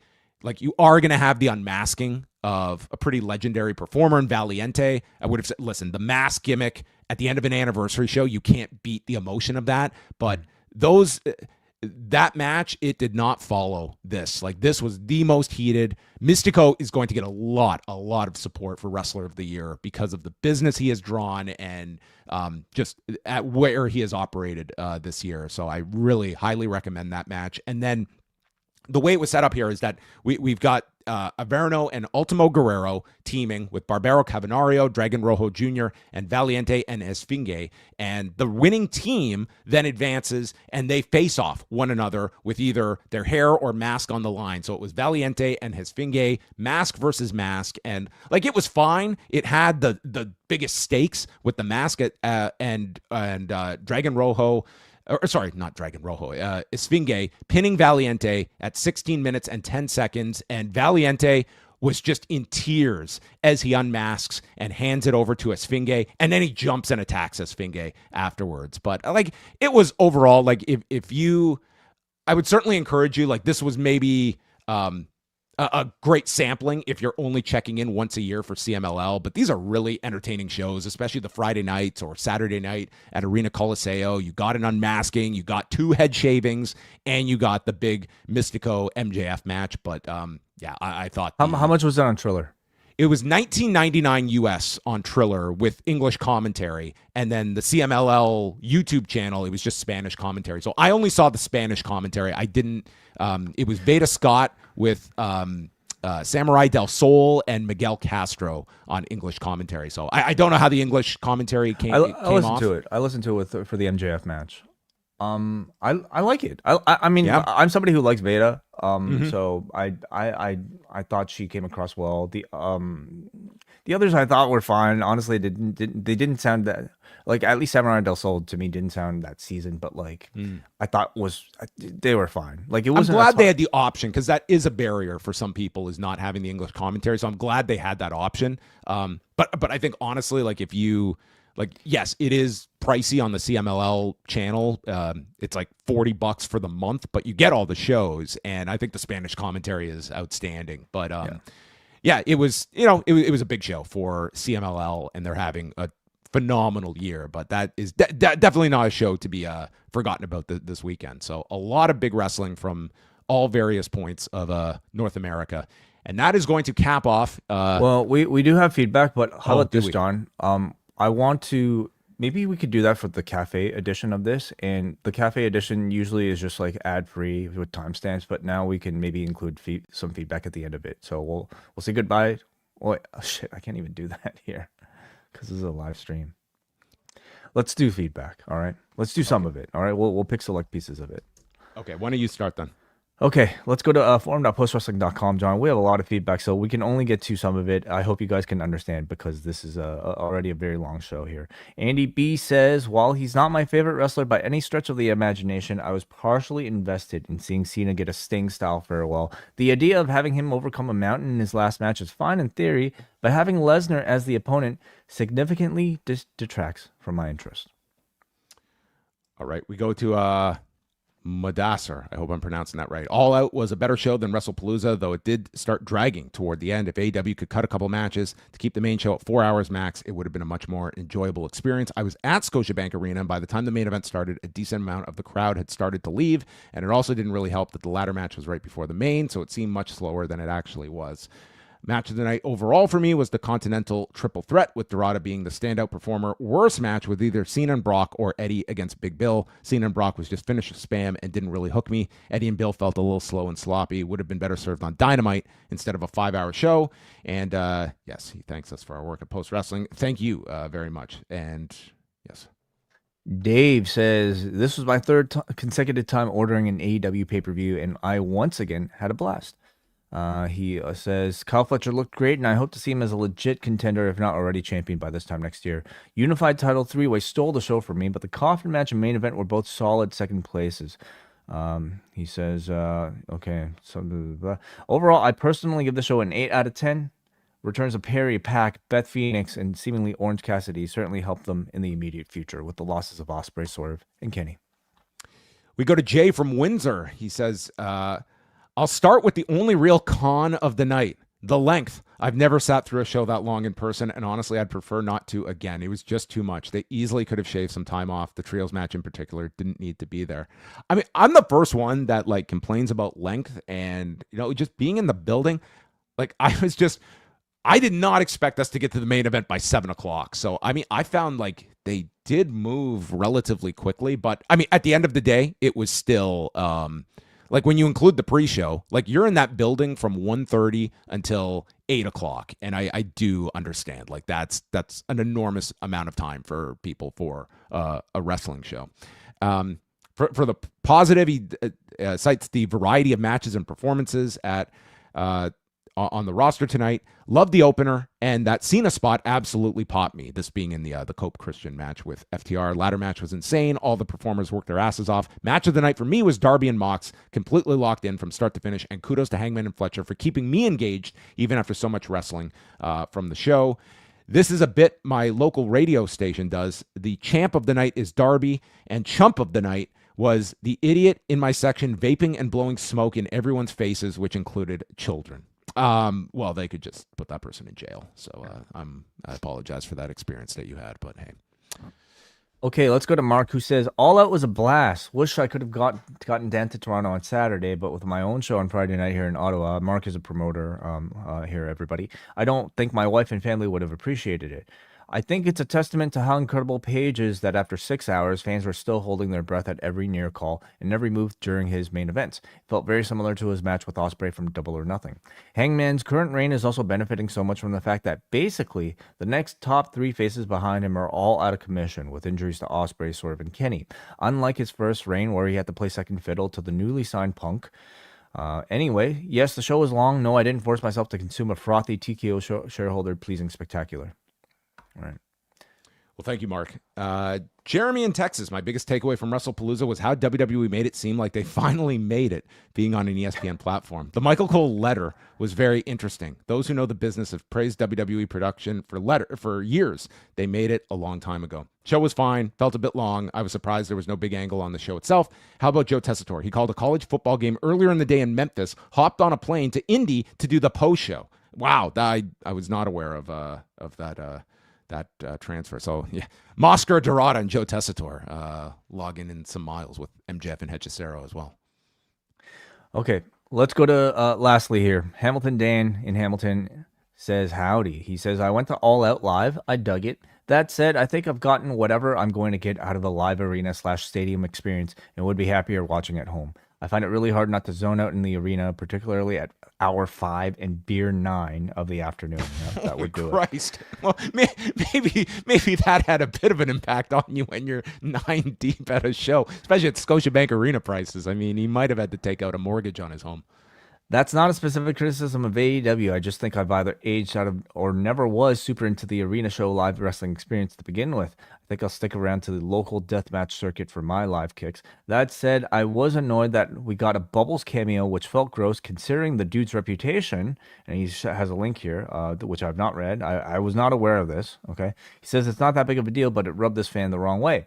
Here's hoping things quiet down enough for John to be able to devote a few minutes on the XL edition of Raw to talk Kawhi Leonard, Aspiration, and Pablo Torre. It seems like what I don't know any of it. Oh my God, this is like the most incredible NBA scandal like of the last, well, maybe since like the Roger Sterling deal, which also had to do with the Clippers. I would love to talk about this in some kind of forum, maybe an Ask Away or somewhere. I would be glad to talk about it because I followed all of it and it's a fascinating story as well. So yeah, a little tough to get into at 2 hours and 45 minutes in, but we'll cover that at some certain point as Hamilton Dan hopefully is maybe nursing a hangover today. Sorry we couldn't get to all of your feedback. Please go to forum.postwrestling.com where everybody can just you should be able to log in and read people's thoughts on the show if you're looking for more feedback. Thanks to everyone for spending a bit of your Sunday afternoon with us. We are here every Monday, Wednesday, and Friday night after Raw, after Dynamite, after SmackDown. You get the show reviews here on the YouTube channel, but if you want the full XL experience, what does that entail? It is all the news of the day that we go through at the beginning of the show, and then at the back end, going through feedback and any questions that you post on the forum. That's what we tackle at the end of Rewind to Raw, Dynamite, and SmackDown. Plus, all of our bonus content lives on postwrestlingcafe.com. We just did an extensive look at Survivor Series 1995 featuring Bret Hart and Diesel, as well as Shawn Michaels coming back from his attack in Syracuse, New York, and what that all that entailed from that story. And later on this week, we're going to have shows covering TNA's Victory Road. We're going to have a review of New Japan's Destruction in Kobe and the return of Book Club for our Double Double and Espresso members on Thursday. As I have a 550-page book I've got to finish on Bret Hart's life. So that's my homework for the next few days as well. So that's coming up on Thursday, and Wai and I will speak with you Monday night after Raw because Wai has the final word. I got 2 final words. Like and subscribe. Bye-bye.